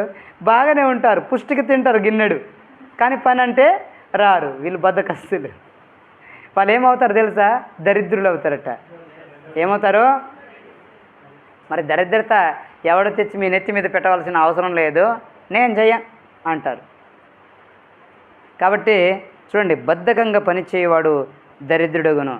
కొంతమంది బద్ధకంగా పని చేస్తారు, అందరూ మునుము ఎక్కడో వెళ్ళిపోతుంది, వీళ్ళు ఇక్కడే ఉంటారు. చెయ్యాలని ఇష్టం లేనివారు వీళ్ళు. చెయ్యాలని ఇష్టం ఉంటే చచ్చ స్పీడ్ చేస్తారు. ఈ బద్ధకస్తుల్ని పెట్టుకున్న రైతు దరిద్రుడు అయిపోతాడు. ఆయనకు చాలా లాస్ వీళ్ళని పెట్టుకుంటే. అర్థమవుతుందా? ఇప్పుడు రైతు దగ్గర పనిచేసే వాళ్ళు ఎలాంటి వాళ్ళు అయి ఉండాలి? చురుకైన వాళ్ళు. మీరు కూలీ నాడవని ఉడిచిరే నాడుగు కూలి దొరకోలేని దయ్యం వాడితే నారా ఉచ్చు తెలివయ్యు నడవంకు నేనే ఆఖరి తీసుకుని పోదేరు బేలా నాడు తీసుక కొంచెం దయ్యం గుట్టిన ఏరితే. హల్లెలూయా. మీకు అర్థమవుతుందా? ఓరిని నాడవ తిరిగినదే నన్ను క్యాన్స్తా దయ్యం కొయ్యమంటారియే, మనకు ఎక్కువ రోజు కూలి కావాలి ఇంజమంతా. దేవుని నామానికి మహిమ కలుగును గాక. వీళ్ళెవరు? రైతుని గుంజేవాళ్ళు, రైతును కాపాడాలనుకునే వాళ్ళకట మంచి భవిష్యత్తును దేవుడు ఇస్తాడట. హల్లెలూయా. సరే, ఇంజు కుద్ది బతకని దరిద్రం బతి అందరూ డబ్బుకి సొందరలే. అందరికీ డబ్కే డిగ్రీ తుంగ్ డబ్కే 18 సంవత్సరాల నుండి ప్రతి నాటోటి 1500 కల్ले ఇంకా ప్రేమలో తద్దుకు డబ్కే పోతా और यवंग आता रेंट ना 6 को आता 12 मंडम डब अच्छा मेरा कूलिंग अंत कवे इंगा अन्न के अन्न तेत्ते कटोलताते पाटी వారికి చంద్రబాబు నాయుడు పెంచు నించారు లాస్టింగ్ అల్లెలయ్య మళ్ళీ ఇచ్చుడు వెయ్యి డబ్బుకి ఇక్క మళ్ళీ ఫ్రీ టికెట్ ఇస్తాం మళ్ళీ ఇంకా ఛార్జీ కూడా ಇಲ್ಲ అల్లెలయ్య ఏమొస్తుంది లాస్టింగ్ పనివారు దొరకరు అన్నీ ఊర్లోనే డబ్బు ఖాతా తారసో మొత్తస్కి ఊరు కూలింగ్ పోతారు అది బోయజు ನಿಮ್ಮ ಅಪ್ಪನಿಗೆ ವೇಂಗ್ ತೋಡ నుంచి ಕೂಲಿ ತಾತಿ ನಿಂಜ ಮಮ್ಮ ಆಲ್ಸೋ ನಮ್ಮ ಇಂಟ್ಲೇನಿ ಪೊದಿ ಪತಕ ವಾಡಿತ್ತೋಂಡು ಅವೇ ಸುಮಾರು ತೋರ್ಕಿಂದು ನಮ್ಮ ವರ ಮಾకు నెల కిచ్చాడు వాసన ಬಂತರು గ్యాస్ బండ ఫ్రీ ఇత్కు ఛార్జీ ಇಲ್ಲ ఇత్కు నీ ఆటో తరోస్కి మాకు బస్సు ఏమంది అవసరమైతే వేంగ్ తోండత నుంచి కన్సుల్ కలవరు బస్సు వాడాడింతారు పోరాటం తెంగుతారు ఆటోకి మాకు డబ్బు కాసు ఉంది లేకపోతే ఓటు ఆటో మెత్తి బార్ మాడితారు వారు బస్సే వాడితారు హల్లెలూయా కాబట్టి చూడండి ఇక్కడ నీతి మరణం నుంచి కాపాడుతుంది అన్నాడు కదా ఇక్కడ 11వ మాట ఒక్కసారి మీరు చూస్తే నీతిమంతుని నోరు జీవపు ఊట నీతిమంతుని నోరు ఏంటి చెప్పండి నిజంగా జీవపు ఊట ఎవరు ప్రభువైన యేసుక్రీస్తు మరి నీతిమంతుని నోట్లో ఏముంది దేవుని వాక్యం ఉంటే అది జీవపు ఊట అర్థమవుతుందా వాని కడుపులో నుండి ఏం బయటకు వస్తాయి జీవజలపు ఊటలు అంతేనా మనం అదే చూసాము యోహాను సువార్తలో ఆయన కడుపులో నుంచి ఏమొస్తాయి కడుపులో నుండి జీవజలపు ఊటలు అంటే కడుపులో నుంచి వస్తాయా మరి అలా రాయబడింది ఏంటి నోట్లో నుండి వచ్చే మాటలు అర్థమవుతుందా జీవజలపు ఊటలు బయలుదేరును నీతిమంతుని నోరు జీవపు ఊట అని వ్రాయబడింది దేవునామానికి మహిమ కలుగును గాక మరి ఇప్పుడు మనము ఏం పొందవలసి ఉన్నది చెప్పండి దేవుని దగ్గర ఏం పొందుకోవాలి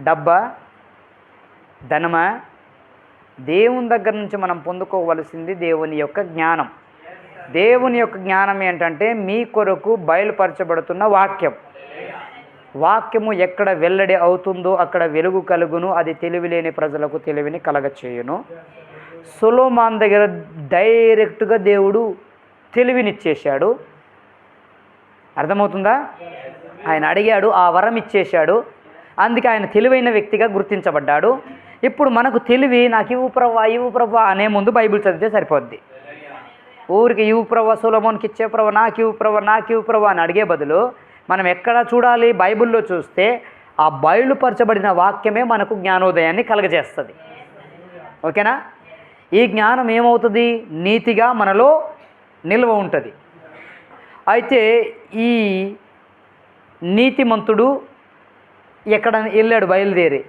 వెళ్ళి తాను మాట్లాడడం ప్రారంభించాడు అదేంటి జీవపు ఊట అదేంటి ఆయన మాట్లాడుతున్నప్పుడు జీవపు ఊట అందులో నుంచి బయలుదేరింది ఆ జీవపు ఊట నుంచి వచ్చే నీటిని ఎవరైనా తీసుకుంటే ఆయన ఏమవుతాడు ప్రమాదాన్ని తప్పించుకుంటాడు దుప్పి పరుగులు తీస్తూ ఉంది జీవపు ఊట ఎదురైంది నీళ్ళు తాగింది వేటగానికి దొరకకుండా మళ్ళీ పారిపోయింది అంతేనా ఇప్పుడు ఒక కష్టంలో ఇరుక్కున్నాడు ఒకడు అతని దగ్గర ఈ ఊటే వెళ్ళింది జీవపు ఊట సంగీత అనే జీవపు ఊట అనుకుందాం లేకపోతే ప్రేమలత అనే జీవపు ఊటనేనా నువ్వు జీవపు ఊటేనా నువ్వు ఎవరి దగ్గర వెళ్ళి ఊటలు విడుదల చేస్తారా మరి సోదే విడుదల చేశారనుకో ఆ జీవపు ఊట కాదు ఏం చెప్పాలా దేవుని మాటలు చెప్పాలా మీ కడుపులో నుంచి ఏం బయలుదేరాలా జీవపు ఊట అంటే ఏంటి వాక్చాతుర్యము వాక్యము బయటికి రావాలి ఆ సందర్భాన్ని బట్టి మీకు అర్థమవుతుందా ఈ కాలపు వర్తమానమై ఉండాలి ఏమై ఉండాలి ఈ కాలపు వర్తమానమై ఉండాలి మీరు వాక్యాన్ని పట్టుకుంటారని నేను ఆశిస్తున్నాను మరి వాక్య ప్రకారంగా మీరు జీవిస్తే మంచిది మరి నిజంగా మీరైతే ఈ కాలపు వర్తమానాన్ని బట్టి జీవపు ఊటలుగా ఉండండి. మరి నిజంగా వాక్యాన్ని పొందుకోండి. ఇక్కడ చిన్న మాదిరిని చెప్తాను నేను, ఇది చదవకపోయినా. సొలొమోనేమో ఆ ప్రజలను నడిపిస్తున్నాడు ఆ దేశంలో, ఓకేనా.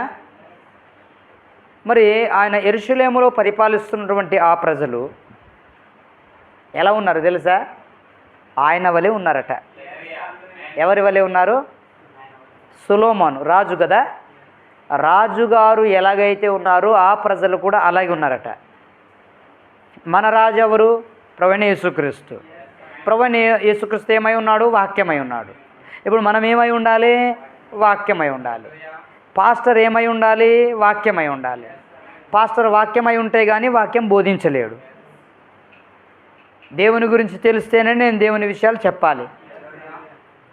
మీరు కూడా దేవుని విషయాలు తెలిస్తే, దేవుని విషయాలు చెప్పగలిగితే మీరెవరు? జీవపు ఊట, జీవపు ఊట, అంతేనా? కాబట్టి మరి ఇక్కడ విశ్వాసులందరూ ఎవరి వలె ఉండాలి? ఇప్పుడు పాస్టర్ వలె. పాస్టర్ దొంగ అనుకో, మీరు కూడా దొంగతనం చేయొచ్చు. అర్థమవుతుందా? పాస్టర్ వ్యభిచారం చేస్తున్నాడు అనుకో, మీరు కూడా వ్యభిచారాలు చేయొచ్చు. కానీ పాస్టర్ వాక్యం అయితే మీరు వాక్యమే. ఇప్పుడు చాలా చర్చిల్లో ఏం జరుగుతుంది? పాస్టర్ ఎలాగుంటే విశ్వాసులు అలాగే ఉంటున్నారు. పాస్టర్ ఇంట్లో టీవీ ఉంటే విశ్వాసుల ఇంట్లో టీవీ ఉంటుంది. పాస్టర్ ఒకవేళ కళ్ళు తాగితే విశ్వాసులు తాగుతారు, అంతేనా? మరి పాస్టర్ ఎలాగున్నాడు? మీరు అలాగుంటారా? ఎంతమంది ఉంటారు? ఓకే, పాస్టర్ ఎలాగున్నాడట ఇప్పుడు, అంతేనా? మరి మీరేమవ్వాలా? పాస్టర్ వాక్యంగా ఎందుకున్నాడు? ఆయన దేవుని గురించి చెప్తాడు కాబట్టి, దేవుడే వాక్యమై ఉన్నాడు కాబట్టి ఆయన కూడా వాక్యం అవ్వాలి, ఓకేనా. సొలొమోను పరిపాలిస్తున్న ప్రజలందరూ కూడా సొలొమోను వలె ఉన్నారట. శాపదేశపురాన్ని చెప్తా ఉంది. ఆ పేరాలు చదవాలంటే లేట్ అవుతుందని డైరెక్ట్గా చెప్పేస్తున్నా. అర్థమవుతుందా? కాబట్టి పౌలు చెప్పాడేంటి? నా పోలికలోనే మీరు ఉండండి అని చెప్పాడా లేదా? దేవునామానికి మహిమ కలుగును గాక. కాబట్టి దేవుని పోలికలో మీరుండడం మంచిది. దేవుడు చెప్పినట్లుగా మీరు చేయడం మంచిది. దేవునామానికి మహిమ కలుగును గాక. వాక్య ప్రకారంగా జీవించండి, వాక్యం చెప్పింది చేయండి. ఈ రోజున తిరుగుబాటు అంటే ఏంటి? సింపుల్గా చెప్పండి. తిరుగుబాటు అంటే వాక్యాన్ని చేయకపోవడం, వాక్యం చెప్పింది చేయకపోవడం, వినకపోవడం. అర్థమవుతుందా? మరి దాన్ని తిరుగుబాటు అంటారు. మోషేతో తిరుగుబాటు చేశారు కానీ అక్కడ దేవునికే కోపం పుట్టించారు వాళ్ళు. అంటే మోషేకి కోపం వచ్చింది, అది ఎవరి కోపం అంటావంటే అది దేవునికి సంబంధించిన కోపమే. మోషే బాధపడ్డాడు, దేవుడు కూడా బాధపడ్డాడు అని నేను చూడగలుగుతున్నాను. కాబట్టి ఈ యొక్క సమయంలో మరి నిజంగా మీ సేవకుడు బాధపడకుండా, మీ సేవకుడు మీ యందు ఆనందించే విధంగా మీరు వాక్య ప్రకారంగా ఉంటారని నేను నమ్ముతున్నాను. తిరుగుబాటు అంటే వినకపోవడం, వాదములు అనగా గొడవలు. హల్లెలూయా. మరి అక్కడ గొడవలు జరిగినాయి మోషే మీద, గొడవలు పెట్టుకున్నారు. బ్యాచ్లు అయిపోయాయి, 2 బ్యాచ్లు. కాకపోతే ఏం చేశాడంటే చెడ్డవారు ఒక బ్యాచ్, మంచివారు ఒక బ్యాచ్. ఆ రెండిటికి మరి నిజంగా న్యాయం తీర్చింది ఎవరంటే దేవుడే. కాబట్టి ప్రతి సంఘములో, ప్రతి కాలంలో ఇలాంటి బ్యాచ్లు ఉంటాయి, ఇలాంటి వర్గాలు ఉంటాయి. అయితే చెడ్డవారిని మనం మంచివారు గుర్తించాలి, గుర్తించి వారి నుంచి మనమే వేరవ్వాలి. అంతేగాని ఆ బ్యాచ్లో కలిసి పాస్టర్ మీద తిరుగుబాటు చేస్తే నువ్వు అందులో పోతావు. 10 ఆజ్ఞలు తీసుకొచ్చాడు మోషే. ఈలోగా వీళ్ళు ఏం చేశారు? ఒక దూడను, కొవ్విన మంచి దూడను తయారు చేసి, విగ్రహం తయారు చేసి చేయరా అని పాపాలు చేస్తూ ఉంటే మోషే ఏం చేశాడు? దానికి సంబంధించిన వాళ్ళు అటుపండి, దీనికి సంబంధించిన వాళ్ళు ఇటురండి. ఆ 250 మంది వాళ్ళు, అర్థమవుతుందా? అందులో కలిశారు. అప్పుడు ఏం చేశాడు? ఆ ఆజ్ఞలే తీర్పు తీర్చినాయి. ఆ 10 ఆజ్ఞలే, 10 ఆజ్ఞలకి వ్యతిరేకంగా వాళ్ళు ఏం చేశారు? వ్యభిచరింపకూడదు అని ఉంటే అక్కడ వ్యభిచారం చేశారు. అబద్ధం ఆడకూడదంటే అబద్ధమైన దాన్ని నమ్మారు. 10 ఆజ్ఞలు ఉన్నాయా? మోషే తెచ్చినాయి. దొంగిలకూడదు, దొంగతనాలు చేస్తున్నారు. వ్యభిచారం చేయకూడదంటే వ్యభిచారం చేస్తున్నారు. అబద్ధం ఆడకూడదంటే అక్కడ అబద్ధం ఆడుతున్నారు. పొరుగువాని దేన్ని ఆశింపకూడదంటే పొరుగువాని భార్యను కూడా ఆశిస్తున్నారు అక్కడ. అర్థమవుతుందా? కాబట్టి ఆ 10 ఆజ్ఞల పలకలు ఎప్పుడైతే ఆ విగ్రహం మీద పడేశాడో విగ్రహం కాలిపోయింది, మనుషులు కూడా కాలిపోయారు లేదా? మనం చూసిన సినిమాలో. దేవునామానికి మహిమ కలుగును గాక. కాబట్టి ఈ 10 ఆజ్ఞలు పాటించిన వాళ్ళు ఎవరంటే మోషే వైపు వచ్చేసారు. ఆ 250 మంది ఏమైపోయారు? రాజమ్మ నిద్రపోయారా? పోలే. హల్లెలూయా.